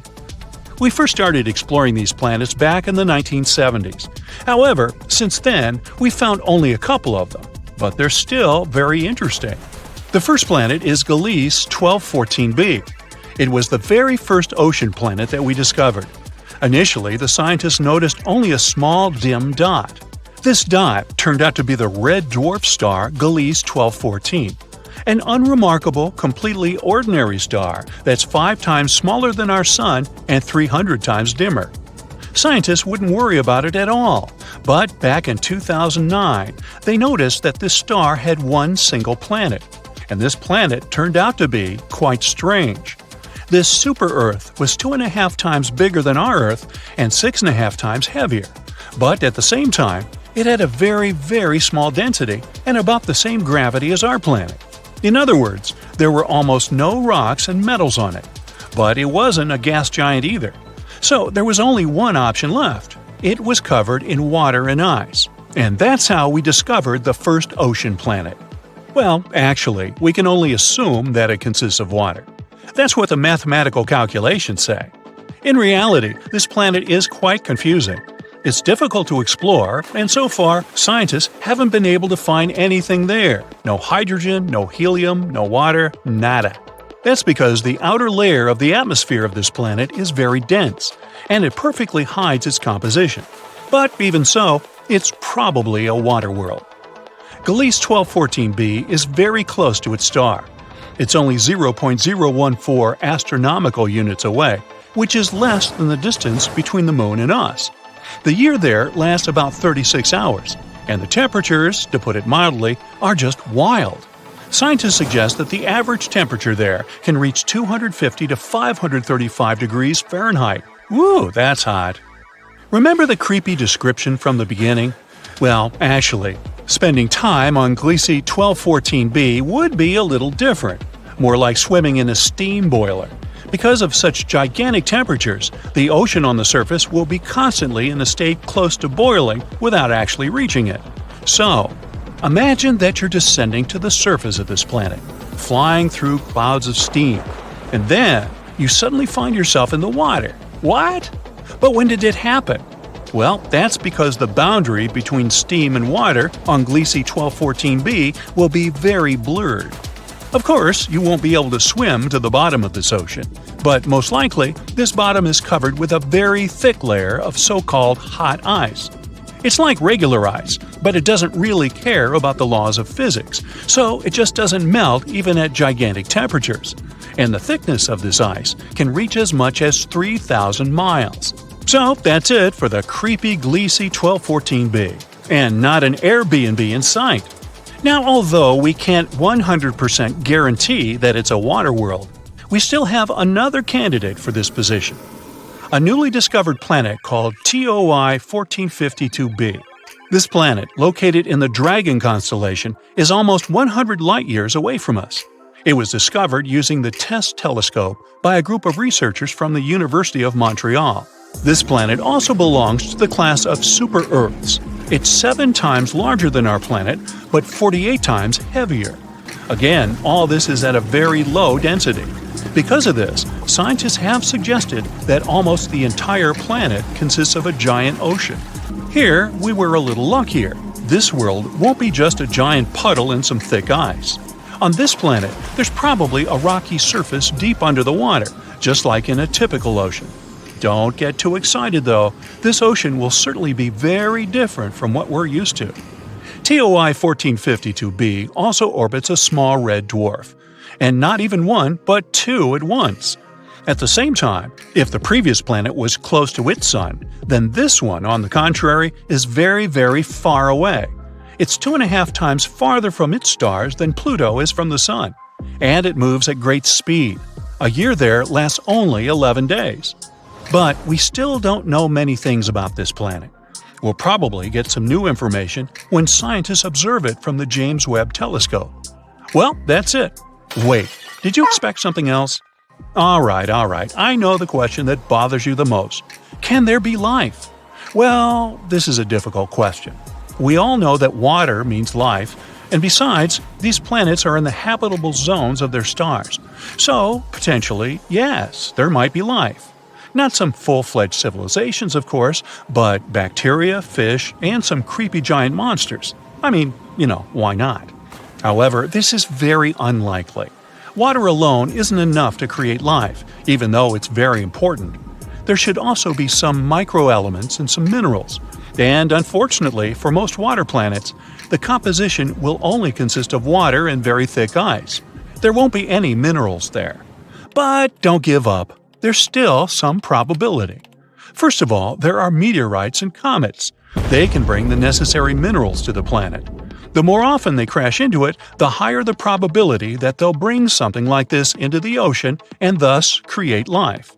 Secondly, TOI 1452b actually has these minerals.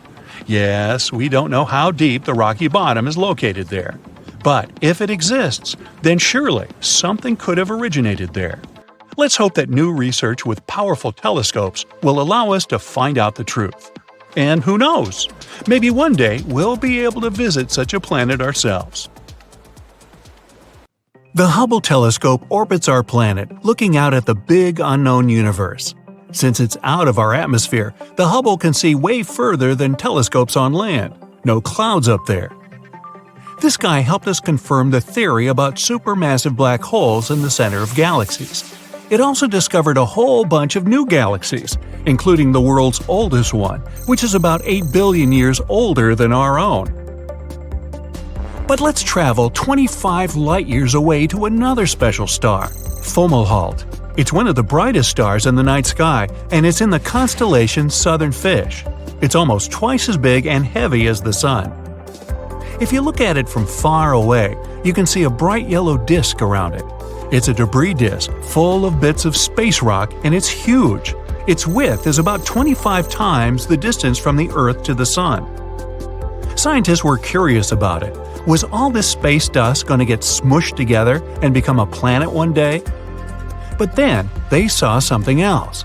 Right there, through all that debris, was a massive, mysterious object. A large yellow dot orbiting the star. It looked like it was skating around a cosmic ice rink.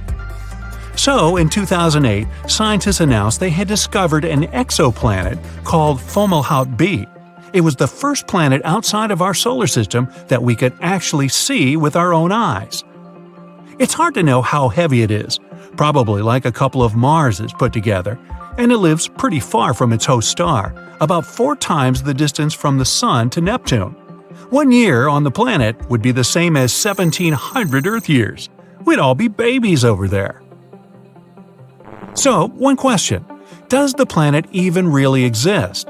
Scientists sat around arguing about it. Then, in 2012, the trusty Hubble telescope came up with some new data. It was real all along. If it was a gas giant like Jupiter or Saturn, that would make it incredibly young, 10 times younger than Earth. And all that dust around it seems to shine non-stop. You'd have to wear sunglasses 24/7. But now, it's disappeared again. Nothing but a donut of debris. So, maybe it was destroyed by a giant asteroid, like the one that wiped the dinosaurs off the face of the Earth. or it may have been crushed by a rogue planet. These are planets that fly around the galaxy without a clear orbit. Maybe the dust is all that's left from a head-on collision. Or maybe something went crazy in the planet's core, and it exploded from within. Scientists now believe that Fomalhaut b was never actually a planet in the first place. It was just the leftovers of two big rocks smashing together. From far away, that kind of massive collision would actually just look like a yellow dot. These two colliding space rocks must have been at least 125 miles wide. That's like DC to Philadelphia wide. But this isn't the first time a planet's just up and disappeared from view. Scientists thought they'd found an Earth-sized planet orbiting our neighbor, Alpha Centauri. They called it Alpha Centauri b, not exactly flashy. Plus, in the end, it turned out it didn't exist. Oops. Scientists make mistakes, just like the rest of us. Not long ago, they thought there might be life on Venus. They found traces of a special gas, phosphine, which can be a sign of life. It was the top story for a month. But then, someone decided to double-check the data. There was some phosphine floating around, but not nearly as much as they thought. Travel back in time a couple of hundred years, and you can find even sillier mistakes. Back then, people believed that the sun revolved around the Earth, and that our planet was the center of the whole universe. That's because they didn't have fancy equipment to measure stuff. People saw the sun rise in the east and set in the west. That was enough to say that the sun revolved around us. So, what happened to that planet? Basically, the Hubble took a photo of the whole star system, but since it's so far away, the photo came out kind of blurry. Scientists just saw a large yellow dot and assumed it was a planet. Scientists don't usually get photos of far-off planets. They normally have to use math to find them. Space objects are in a constant dance with one another. The dance gives off a lot of energy, like gravitational energy and light energy. It's like this. Say your friend is hiding behind a corner. You can't see him, but you can see his shadow on the floor. It's kind of like what scientists do when they look out into the stars searching for planets. So, big deal, a planet vanished billions of miles from here. But what if our perfectly balanced solar system were to lose one of its planets? You better believe it would affect our lives. Mercury's up first.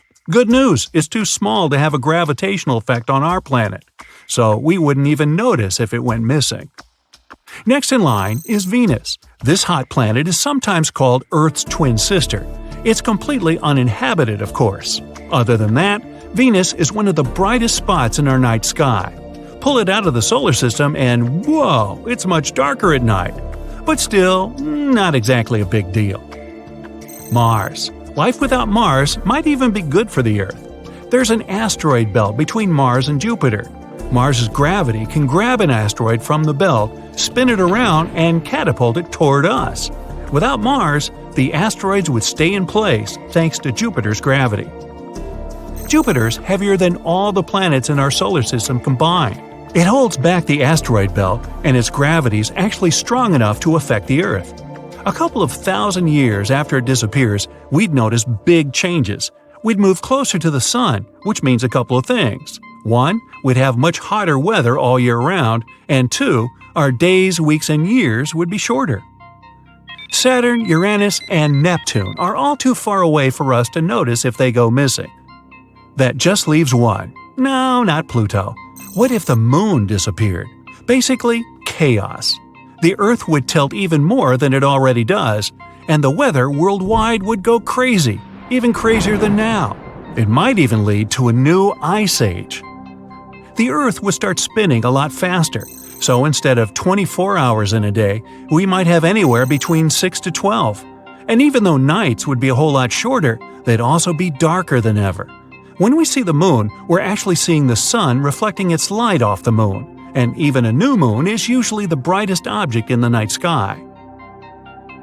If the sun were to disappear from our sky, it would be pretty much game over. This star is the center of our whole solar system. Without it, the orbits of all the planets would collapse, and we'd move around in complete chaos. The Earth, the Moon, and all the other neighboring planets would just shoot out into the universe, heading for, well, we just don't know. Daytime would be a thing of the past. We'd need the sun for that. So it would be nighttime forever. We'd probably never see the moon again. We'd probably never see anything again. The Earth would get colder and colder, and all the water on the planet would gradually freeze. But what if the sun turned into a black hole? We might still orbit around it. Hopefully, we're far enough away from it to stay safe.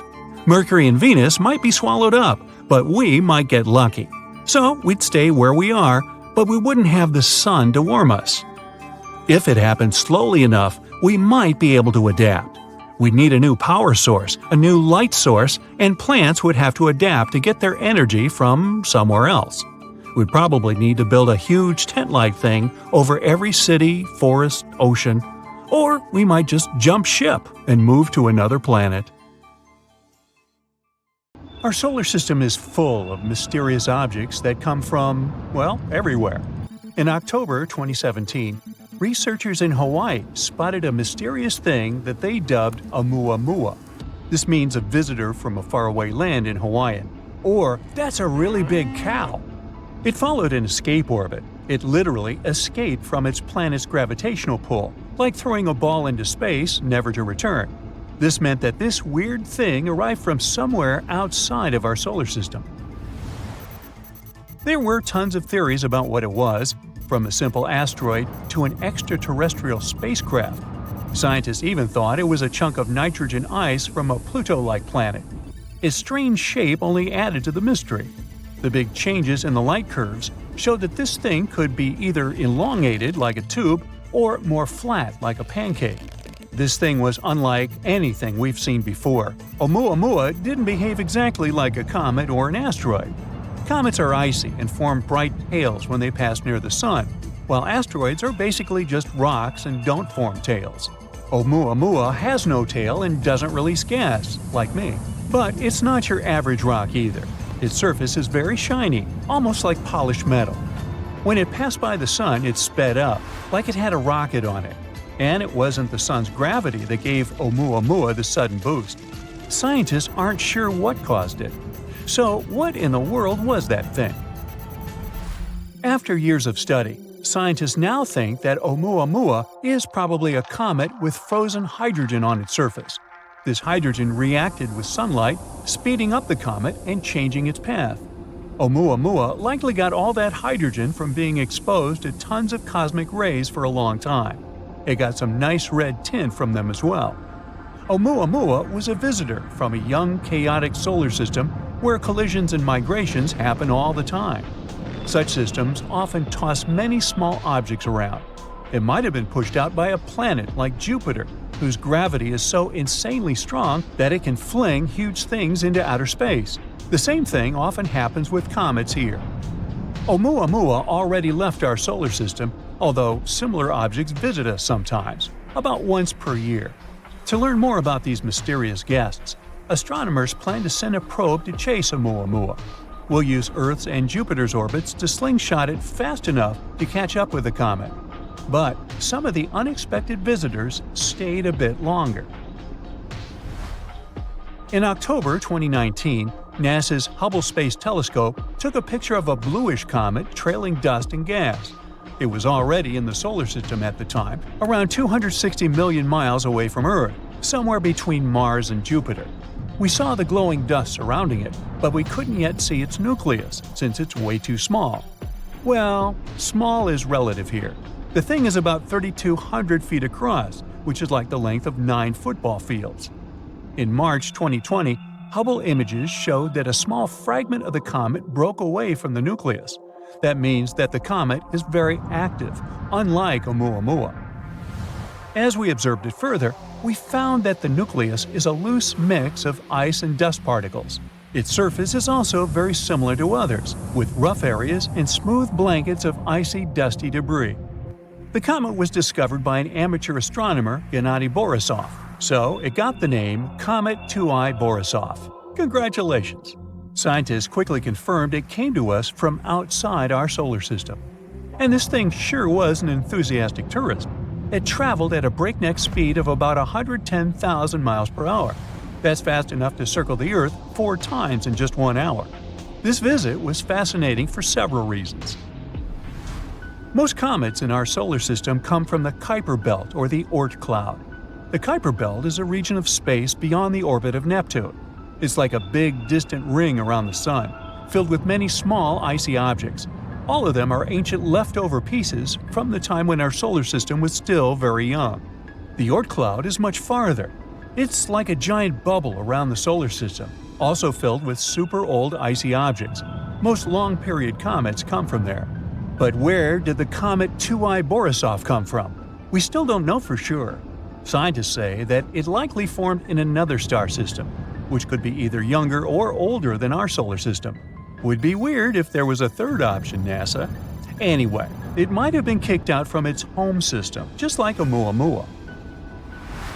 Although Comet 2I Borisov is too small to hold on to its own atmosphere, it developed a coma when it approached the Sun. Now, coma is a funny name for that beautiful glowing cloud of gas and dust that surrounds the comet's nucleus. It forms when the Sun's heat causes the comet's ice to vaporize, releasing dust and gas into space. This one was friendlier than Oumuamua and gave us some more time to study it. As a result, we learned more about its cool, unique traits. For example, it had never interacted with another star. But, unfortunately, Borisov had to leave too. Now it's on a path that will take it back into interstellar space. However, there are many more visitors to come, and you might have heard of this one. The Great Comet of 1996. That's what we call the comet Hyakutake.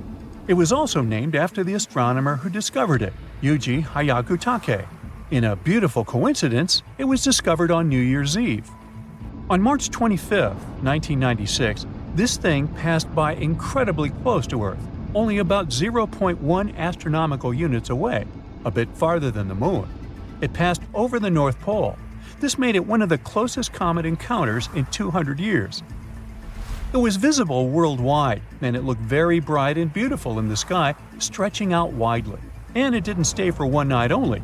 It got more and more visible during March, becoming one of the brightest objects in the night sky by the end of the month. The comet only fully faded by the end of May. It's a long-period comet, which means it takes hundreds of years to orbit the Sun. The last time it visited was about 17,000 years ago, and now its orbital period increased to 70,000 years.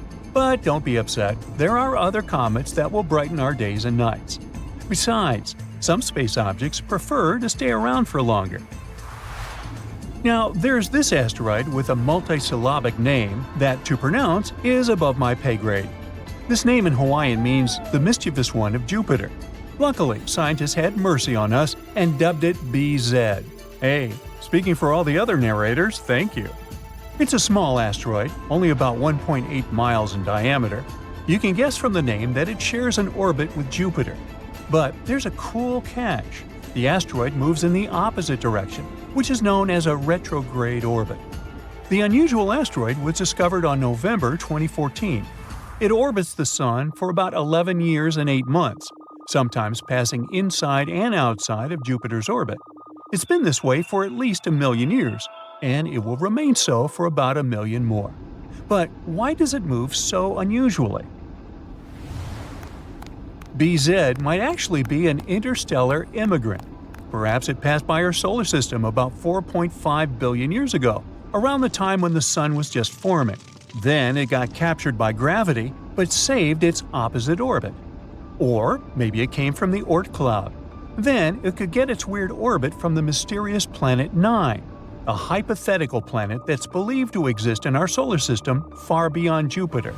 In any case, this asteroid gives us more insight into the history of the solar system and how organic materials can travel to us from outer space. Now, at any given time, there are thousands of objects in our solar system that come from outer space. They stay here for different lengths of time, but sometimes we get lucky, and they end up teaching us a lot about interstellar space. Ah, space, the final frontier. It's a vast and mysterious expanse that has fascinated us for centuries. But as much as we've learned about it, there are still plenty of things that we've been lied to about when it comes to space. Let's take a look at some of the biggest lies we've been told about this topic. First off, we have the idea that space is just this pristine, untouched wilderness. But that's not exactly true. We've been littering space with our debris for decades. Everything from old satellites to rocket parts. In fact, there are over 20,000 pieces of debris orbiting Earth right now, and they're causing all sorts of problems for future space missions. So if you're planning on visiting space anytime soon, watch where you go. You never know what kind of garbage might be floating around. Did you know that the sun is not actually yellow? It's green. Well, kind of. You see, scientists measure the temperature of a star by the color spectrum it emits. Cooler stars appear red, while the hottest of stars look blue. Our sun emits most of its energy at a wavelength that's close to green.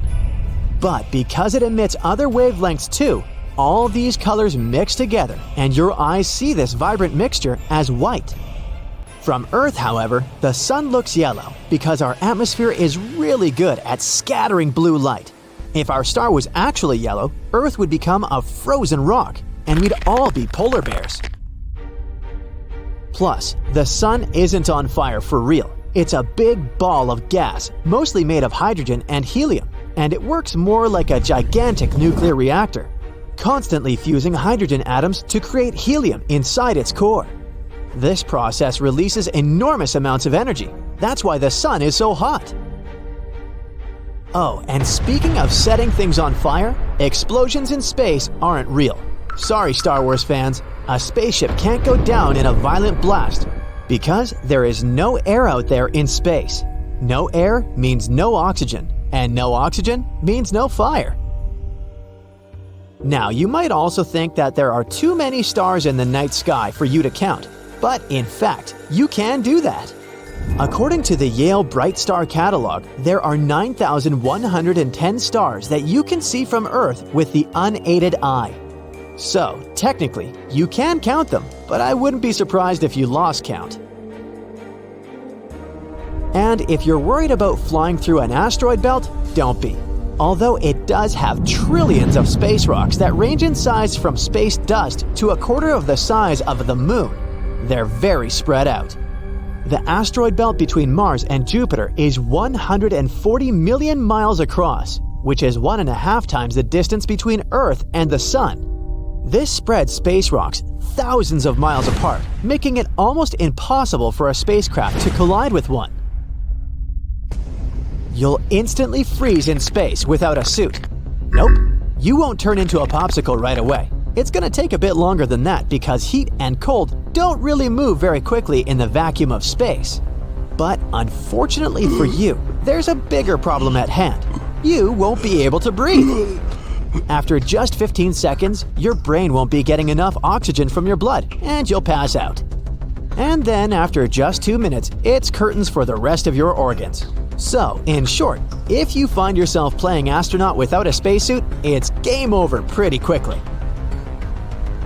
Did you know that space doesn't have any temperature at all? That's because the temperature is defined by the speed at which particles move and the amount of energy they have. In the true vacuum of space, there are no particles to move around, making it temperatureless. Of course, some parts of space are really hot, like areas around stars. But the further away you get from stars, the more spread out particles are, making those areas of space pretty chilly. Number 9 is our planet's shape. No, it's not flat, but it's not a perfect sphere either. Yeah, it bulges at the equator because of our planet's wild spin. It's like Earth is doing its own little dance. And because of this bulging, launching spaceships from the equator is much easier than from the poles. Now, when it comes to sound in space, it's a bit of a tricky situation. You might think that no one can hear you scream, but that's not entirely accurate. The thing is, sound needs something to travel through, like air or water. In space, things are super spread out, so all those epic space battles and galactic explosions would be completely silent. Yet there are some places in space with enough particles for sound to travel through. For example, you can hear the black hole at the center of the Perseus galaxy cluster. Another myth is about zero gravity. That's not a thing. There's still some gravity hanging around the International Space Station, about 90% of what we feel on good old Earth. But astronauts get to float around because they're basically free-falling around the planet. And let's be real, Hollywood's version of space travel is not factual. Sure, orbits are a thing, but different altitudes mean different speeds, so moving from one orbit to another isn't exactly a walk in the park. You can't just push yourself in the right direction and hope for the best. You gotta take those orbital velocities into account. This reminded me of the 2013 movie Gravity and how Sandra Bullock tried to survive in space. Hollywood sure added some fuel to these myths. Yet again, who can blame them? Back in 1976, NASA's Viking 1 spacecraft snapped a photo of a curious rock formation on Mars that looked suspiciously like a face. Some folks out there claimed that it must have been proof of extraterrestrial life on the red planet, but NASA had a different take. According to the space agency, the face was nothing more than a bunch of rocks piled up in such a way that the shadows they cast created an illusion of facial features. It turns out it was just a regular hill that got a little too much credit for being photogenic. The solar system stays in place. Lie! It's zooming through space at a speed of 140 miles per second, which means that it's whizzing through the cosmos faster than a cheetah chasing its prey. It takes us 230 million years for the solar system to complete a full orbit around the Milky Way. It's a good thing it isn't getting a speeding ticket, because that would be one astronomical fine. Eh? Without the sun, planets would be pretty chilly. We're talking about temperatures as low as -455 degrees Fahrenheit. Brr. But with the sun around, the planets get to enjoy much more livable temperatures. Of course, not all planets are created equal. Mercury, for example, is the closest to the sun. Venus, on the other hand, is farther away, but somehow manages to be even hotter than Mercury. The distance from the sun isn't the only factor that affects a planet's temperature. Other things like the planet's size and reflectivity also come into play. So Mercury being the hottest planet in our solar system is a false proposition. No, just because it's the closest one to the sun doesn't mean it's the hottest. Even though we've been deceived in some ways, that doesn't make space any less amazing. It's still a vast, beautiful, and utterly fascinating part of our universe. And there's still so much we have yet to discover.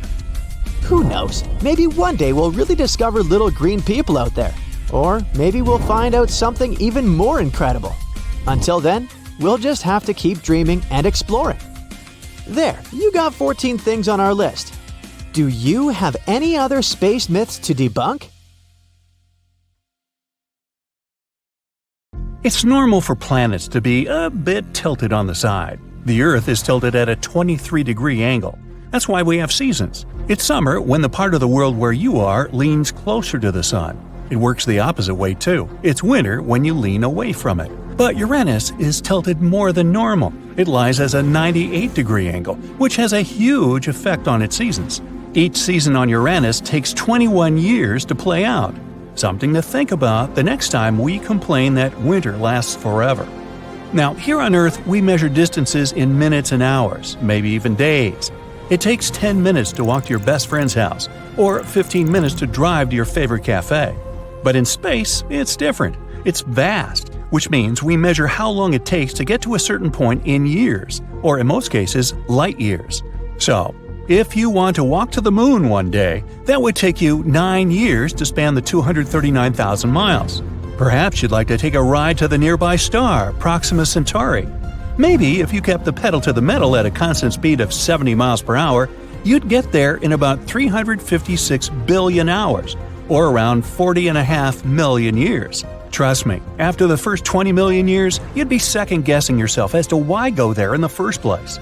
Now, Mars contains the biggest valley, Valles Marineris, we've discovered so far.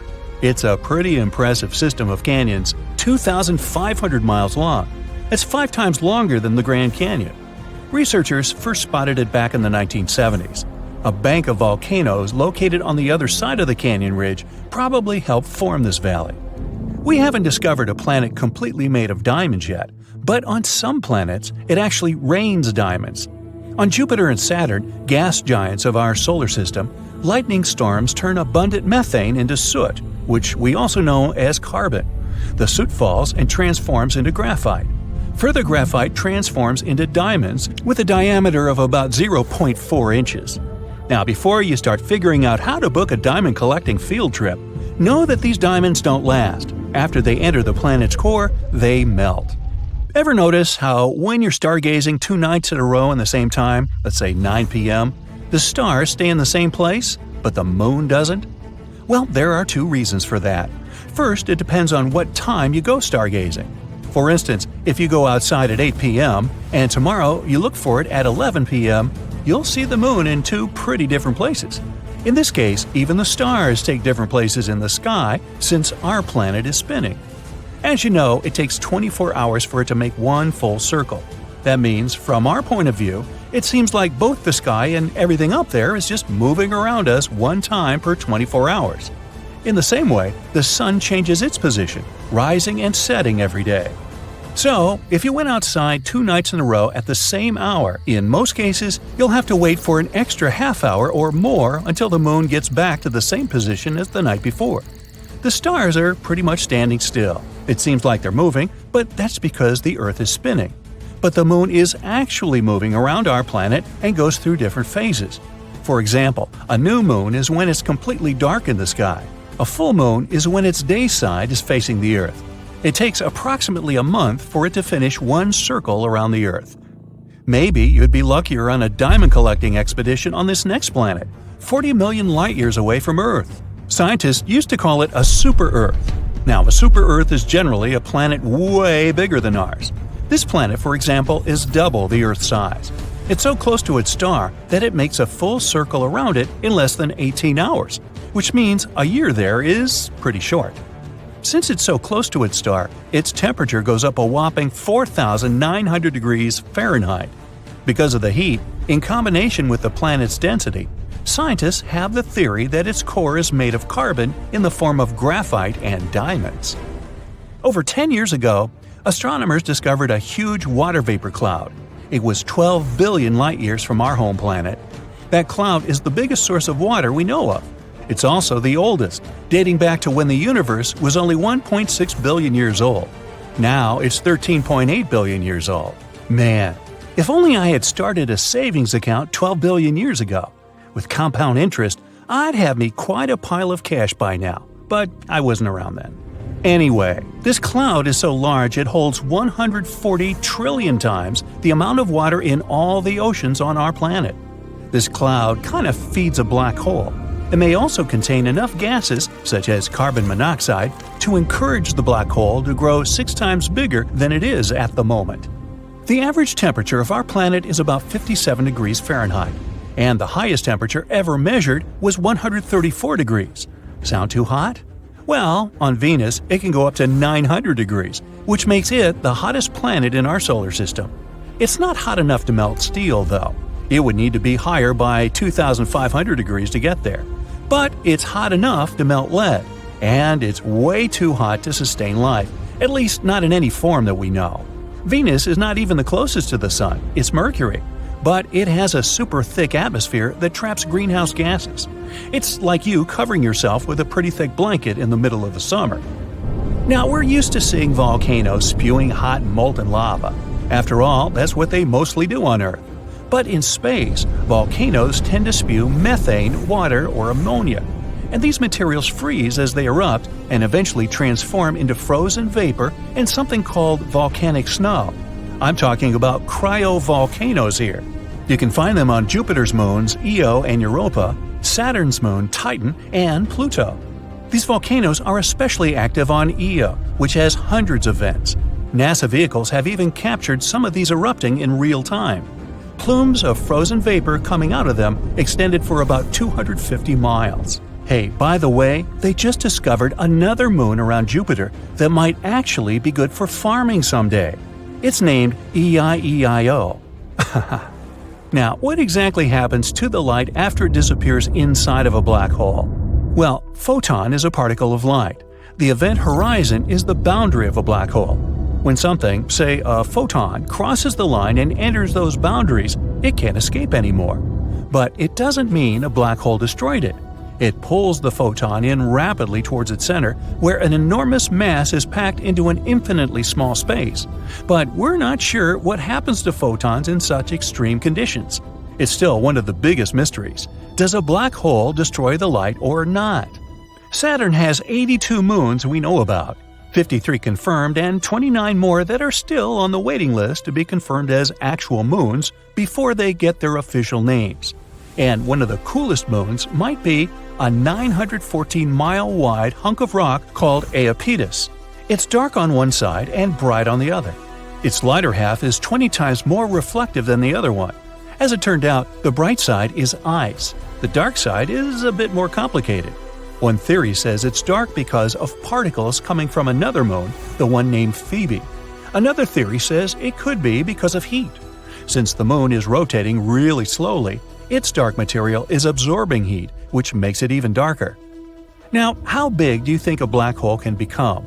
In theory, we can't find an upper limit to its mass, but astronomers believe the ultramassive black holes, or UMBHs, located in the cores of certain galaxies are mostly up to 10 billion solar masses big. Recently, they even discovered these UMBHs physically can't grow much more than this, because, in that case, they would start to disrupt the accretion disks that feed them. That way, they would kind of stuff the source of new material. Most people picture the universe as somewhere between aquamarine and pale turquoise. Even some researchers thought that was the case. They managed to determine the cosmic color by combining light from more than 200,000 galaxies within 2 billion light-years of our planet. But the real color is actually closer to beige. Researchers got it all wrong because there was a bug in the software. No, really? It converted the cosmic spectrum into the color our eyes would see if we were exposed to it. The team defined this color as a cosmic latte.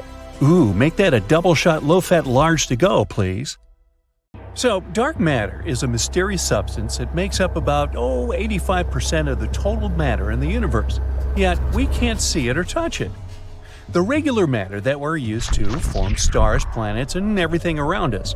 But dark matter doesn't emit, absorb, or reflect light, which is why we can't even see it. We don't even know if it actually exists. The reason why we believe in dark matter is because it leaves gravitational effects on galaxies and other cosmic objects. For example, spiral galaxies spin in a way that doesn't match the law of physics we know. According to our current knowledge, the outer edges of these galaxies should slow down, but they don't. They either keep the same speed or even speed up. It also seems to be acting like an invisible glue that holds galaxies together. If dark matter didn't add some invisible gravitational mass, the galaxies would literally break apart, not being able to hold stars together. But even though it's fundamentally important for our world, we still don't know exactly what dark matter is made of. This has been going on for years. Some experiments saw hints of it, but no one's been able to prove it beyond a doubt. Maybe the future circular collider will be able to find it. There's a mysterious force in space that seems to be pulling our entire galaxy, along with many others, toward it. This force is known as the Great Attractor. Wink, wink. It's a crazy massive region in space, about 10 million billion times the mass of our Sun, with a super powerful gravitational pull. Scientists think it might be a super cluster of galaxies, but they're not sure. The problem is we can't see it directly because it's hidden behind the Milky Way, while the Milky Way itself, horrifyingly, is moving toward it at a speed of about 370 miles per hour. Now, just like with dark matter, we only know it's there because of how it affects the movement of galaxies around it. These galaxies are being pulled toward this region, even though, since the universe is expanding, they should be moving away from each other. What's even weirder is that this great attractor might itself be moving towards something even bigger, the Shapley supercluster. It's the largest concentration of galaxies in our nearby universe. In 2017, astronomers discovered a strange object called Oumuamua. This was the first known visitor from another star system. The thing was quite small, from about 330 feet to about 0.6 miles long. It was also long and thin, had a reddish color, and moved in a very unusual way. As it passed by the Sun, it unexpectedly sped up and then left our solar system just like that. Tons of theories started sparking up. It was too weird looking for an asteroid. Scientists thought it might be a comet, but it didn't have the usual traits of one, like a tail of gas and dust. Eventually, some scientists even started to suggest the wildest theories, like it might be an extraterrestrial probe. People have been making a huge fuss about Oumuamua ever since. But after a while, it turned out it was just a natural object with unique properties. It was probably a fragment from a distant star system, like a piece of a disintegrated comet or even a chunk of a planet. But Oumuamua caught everyone's attention so much that in 2022, astronomers even proposed to send a spacecraft to catch up with it. This mission could take about 26 years. Hey, stay tuned. Now, as for extraterrestrial creatures, where is everyone? There's this thing called the rare Earth hypothesis that suggests that life as we know it is actually super rare in space. In the 70s and 80s, scientists argued that Earth is just an ordinary planet in an ordinary solar system. If we look at it this way, life should be widespread across the universe. It seems unreasonable to think that with trillions of planets out there, there will be no planet like ours anywhere. But then, a geologist, Peter Ward, argued that the development of complex life like ours depends on a very rare combination of things. The history of the planet, with all of its astrophysical and geological conditions, should line up perfectly for complex life to develop. So just think about it. Being in the right zone of the galaxy, on a good distance around a stable star, a rocky planet with water and the right temperature, emergence of molecules, monkeys deciding to walk, and so on. This would explain the Fermi paradox, which asks, if extraterrestrial life is common, why haven't we seen any signs of it? Well, the rare Earth hypothesis explains it. The universe might be full of plants, extraterrestrial critters, and fun animals. But would there be an intelligent species like humans? That's another story. As for humans being intelligent, that's another matter. Dark matter? And even if they do exist, we could be incredibly far away from each other. That would make communication or contact with other intelligent species very unlikely. Now, there's another similar theory called the Great Filter. This idea says that there might be a big obstacle somewhere along the path from microbes to advanced civilizations. It was the idea of the economist Robin Hanson. He also believed that maybe intelligent life, as we know it, isn't that common in the universe, although he assumed it's not because our planet was the result of tons of unique conditions, but because there must be some sort of filter that reduces the chance of life progressing to our point. Who knows where this filter is? It might be in the stage of early microbes, which means that we managed to get through it or somehow ahead in the future, which means we might go extinct like many other species before us. Well, maybe in the next stages, such as colonizing other planets and the galaxy, are much harder, if not impossible. Something unexpected might come up, potential catastrophes, resource exhaustion, or other challenges. Now, there's this thing called a pulsar. It's a weird type of star that sends out regular bursts of radio waves, like a flickering space lighthouse. You see, in space you often find a pulsar and a smaller companion star that rotates around it. But one day, scientists discovered this system, which was also surrounded by tons of some energetic material. They suddenly realized that these are probably the remains of another companion star, which was very big in size. But the pulsar was blasting out powerful radiation and particles, slowly consuming its companion. This is kind of like how a black widow spider eats its mate, hence the name. Since then, they've found other similar systems. They've grouped them all into one spider family. There are also redback pulsars, which destroy slightly larger companions, and huntsman pulsars, which have companions that are massive enough to resist being completely destroyed.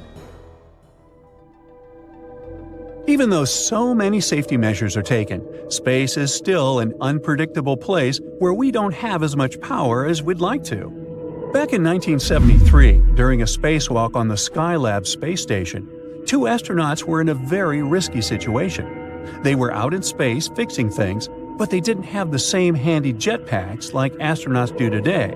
They could only rely on safety tethers. Suddenly, the solar arrays they were working on moved unexpectedly and pushed them out of their position, almost sending them drifting off into space. Thankfully, the safety ropes did their job. Strong, resistant to heat, and attached to astronauts' waists, these tethers can hold a weight of about 881 pounds. This accident happened before SAFER came into use. It's easy to understand why accidents at work are way scarier up there than some regular 9-to-5 job on Earth. But that's why you have more training and special equipment to keep you safe. First, astronauts are always attached to the spacecraft with tethers, so they don't float away like a helium balloon. It may seem like a spacewalk is such a big deal that the ISS needs to stop when the astronauts are out there doing their thing, but it's not like that. If the ISS were ever to stop, it would fall straight down to our planet. So, once an astronaut is in a stable orbit, they stay in that orbit, unless some new force acts out. The first spacewalk wasn't as simple as those done later. It was performed in 1965, and it lasted 12 minutes. 2 men set out on a mission. One of them was supposed to float in space for a while taking pictures. But things went wrong.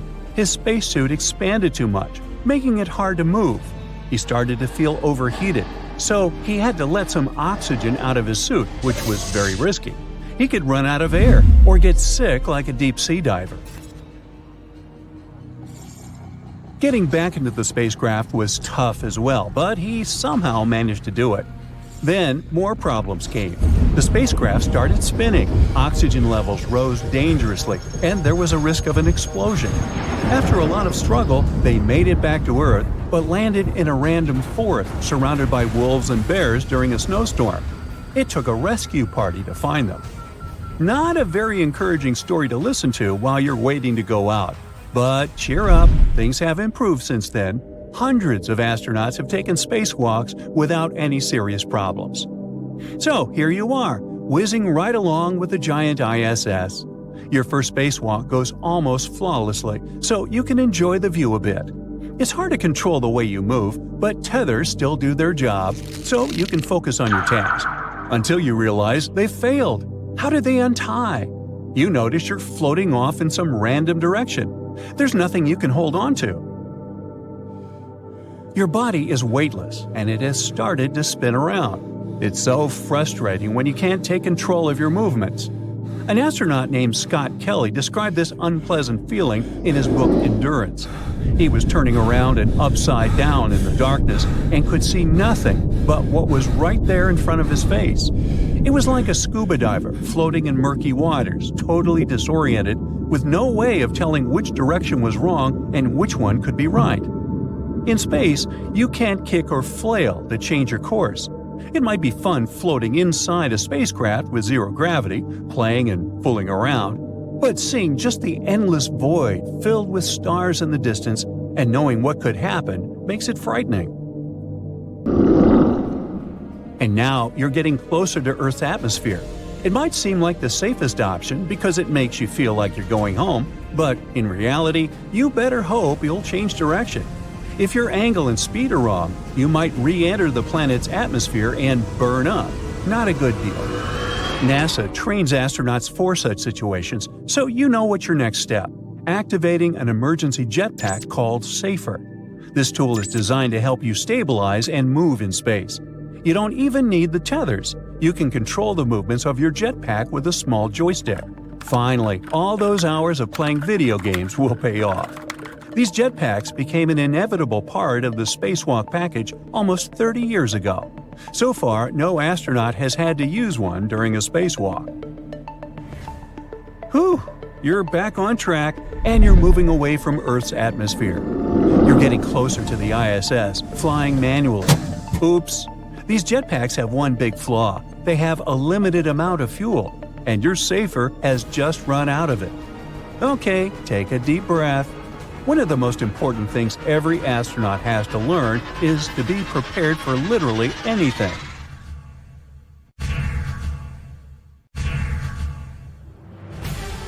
This strange radio signal wasn't found by a scientist on a serious mission.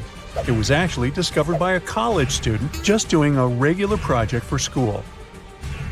Tyrone O'Doherty, an undergrad student at Curtin University in Australia, was sifting through old data of the southern sky. He was looking for any weird blinking radio signals. He finally stumbled upon one from 2018 that seemed to shoot radio waves towards Earth like a lighthouse beam. Excited about his find, Tyrone shared it with his mentor, radio astronomer Natasha Hurley-Walker. She dove into researching this signal, hoping for a breakthrough. But despite checking different frequency data, they hit a dead end. But then, Natasha spotted a pattern. The signal repeated every 18 minutes. This was huge. But just as they were gearing up to study it further, poof! The signal vanished after only 3 months, leaving them with nothing. Not giving up, Natasha and her team scanned the skies again, desperate for a clue. Months passed, but nothing turned up. They were ready to give up, and then suddenly, a new signal popped up. This one kept blinking for 5 minutes, then it disappeared. And then it came back exactly 22 minutes later. The main question was if that signal was related to an 18-minute one. To figure it out, Natasha went back to the old radio data from that area. As they dug deeper, they realized that yes, and these signals aren't anything new. They'd been beaming towards Earth for 35 years. Back in 1988, Indian and American telescopes had caught them, but they got buried under tons of other data. This was great news for space explorers because it meant they could now calculate how far away this mysterious object was. After doing the math, they figured out it was incredibly far, even on a space scale, 15,000 light-years from Earth. Now, the only thing left to uncover was what exactly this object was. Walker and his team started comparing it to all the known radio-emitting objects out there, yet its source remains a mystery. The signals still pop up every 22 minutes on NASA screens, always ending with a frustrating match not found message. The scientists called it J183910. Some think that the signal might come from some extraterrestrial beings. Maybe it's the signal that SETI, the search for extraterrestrial intelligence, has been waiting for. This project has been working for over 50 years, trying to find any evidence of life beyond Earth. They also scan the skies for radio waves, laser pulses, and other mysterious signals. So maybe it's a way for extraterrestrial folk to communicate their location. Over billions of years, the surface of the moon has been hit by asteroids and comets, causing bits and pieces to constantly break off from the impacts. Because of this, all the surface material is pretty loosely packed. So when there are quakes, slopes in the same area can become susceptible to landslides or new faults opening up. Future settlements located too close to these unstable slopes could put everyone living inside these lunar bases at risk. Moon dust adds another layer of complexity because without erosion or water to smooth it out, it can harden to the point of being as tough as glass. If we really want to understand how dangerous moonquakes might be for people living and working on the moon in the future, space agencies still need to map out and get new seismic data, and not just from the South Pole, but from the entire satellite. In 2025, the Farside Seismic Suite mission, or FSS, plans to deploy 2 of the most high-precision seismometers ever built to the Schrödinger crater, which is located on the dark side of the moon. Finding out what's happening on the ground there is crucial for understanding the complex lunar structure and its internal dynamics.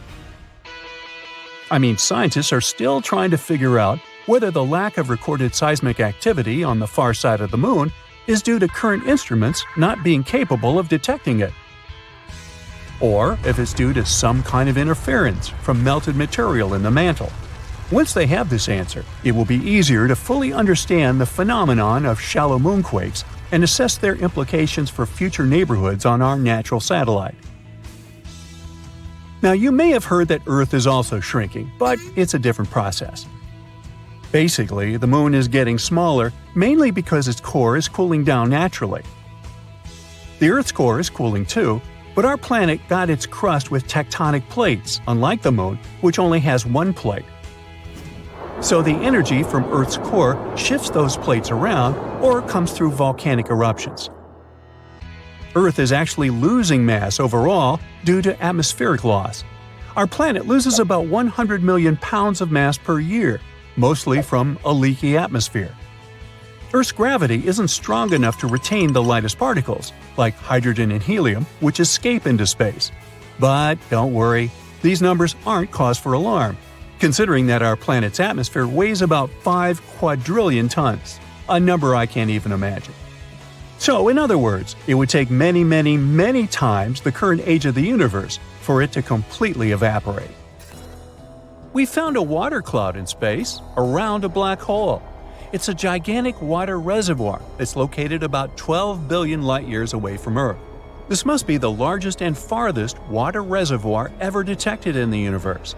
This one cloud contains an astonishing 140 trillion times more water than all of Earth's oceans combined. That's wet. The water surrounds a quasar, which is basically an incredibly energetic supermassive black hole. This quasar is about 20 billion times larger than the Sun and emits as much energy as 1,000 trillion suns. You do the math. As the black hole slowly consumes everything around it, it releases energy. This energy heats the surrounding gases and dust, causing the formation of water vapor. As a result, the black hole is surrounded by a huge water cloud and all the other gases and dust bath around it. This pair formed when the universe was only 1.6 billion years old, just a fraction of its current age. That means that the water isn't young at all and has been existing in galaxies for billions of years now. This quasar will only keep getting scarier and bigger. If it eats up all this gas and dust around, it could grow up to 6 times its current size, potentially becoming 120 billion times larger than the Sun. Think about that. While some astronomical events are pretty common, there are those which occur only once a year or once in 100 years. Let's have a look at the coolest and rarest events we might be able to see with our own eyes. The first amazing celestial event on our list is the Perseid meteor shower that will take place from the 17th of July to the 24th of August 2024. This event is going to be one of the most vibrant of the year. At its peak, between the 12th and 13th of August, you might see up to 100 meteors per hour, if you're in a dark place, that is. This meteor shower is caused by debris from the comet Swift-Tuttle. As meteors streak through Earth's atmosphere, they often leave behind long wakes of light and color. The perfect time for watching this cosmic show is right before dawn. On the 2nd of October 2024, we'll be able to watch a ring of fire solar eclipse. Its scientific name is an annular eclipse, and it occurs when the moon is slightly farther away from our planet. In this case, when the disks of the moon and the sun align, the moon's shadow doesn't completely block the sun's light. As a result, you can see a ring of sunlight around the moon. This time, the ring of fire will be visible in southern Chile and southern Argentina, so book your flights early. Another cool event that will occur this October is the Draconid meteor shower. During this event, meteors are more likely to fly in the evening hours than in the early morning. This is usually a slow shower, producing just a handful of meteors per hour.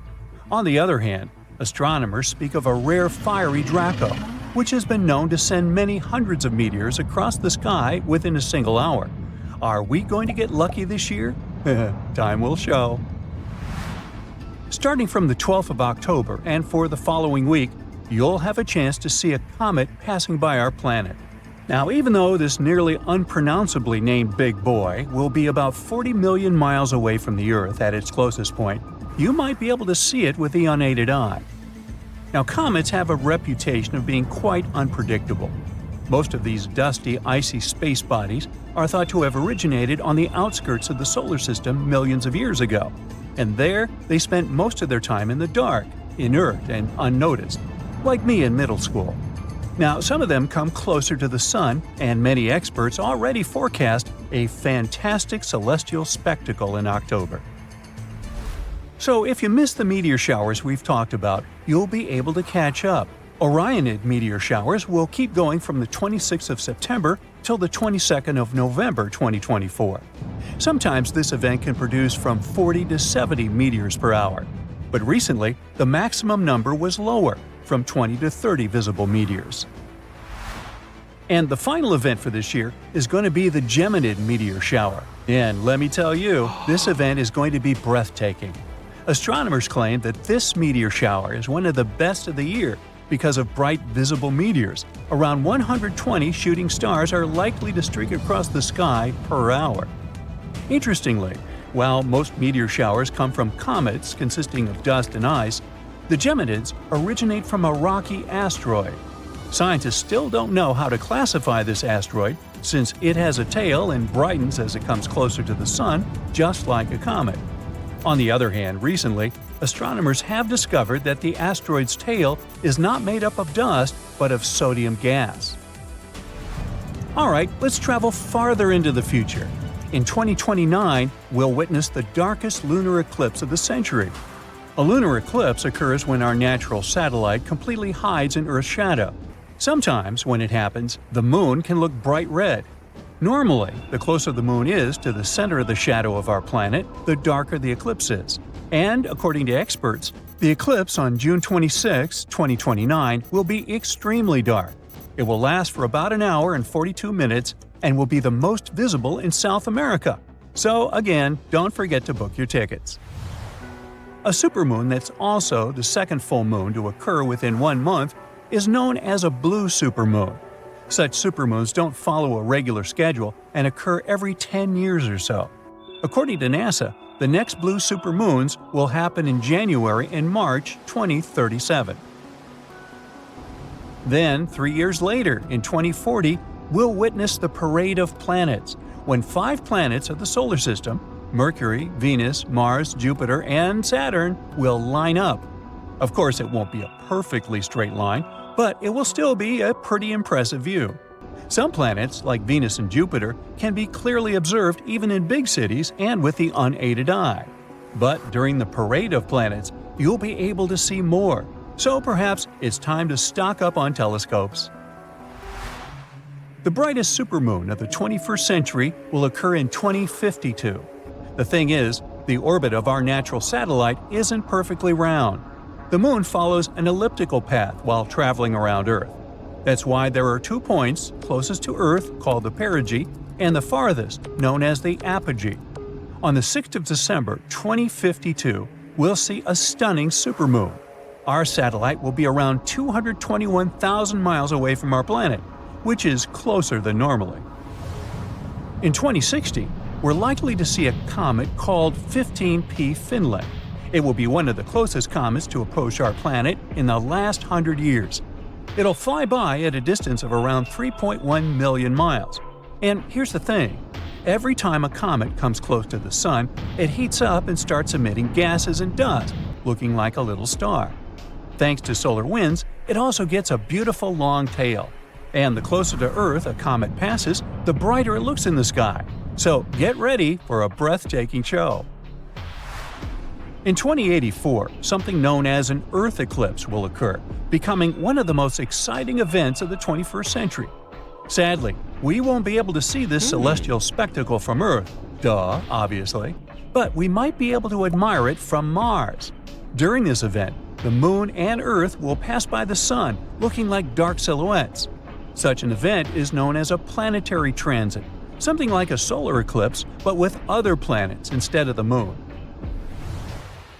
Now, in 2100, for those of us still here, the North Star will be the closest to the North celestial pole.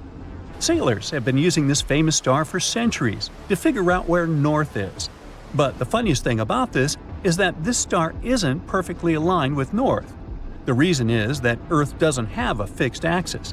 It rotates in space like a giant spinning top in a process called orbital precession. That's why the North Star doesn't remain in the same place in the sky. It moves slowly but steadily. But on the 24th of March, 2100, the polar star will finally appear over the true north of our planet. And after that, it'll start moving away again, to return 26,000 years later. So as you can see, it's going to be a truly rare event. Plus, it'll be like a parting gift from the North Star. Since Earth's axis is constantly moving, in around 2,000 years, the North Star will be replaced by another, Gamma Cephalus. So the close approach in 2100 will be the nearest it will be to our planet for a long, long time.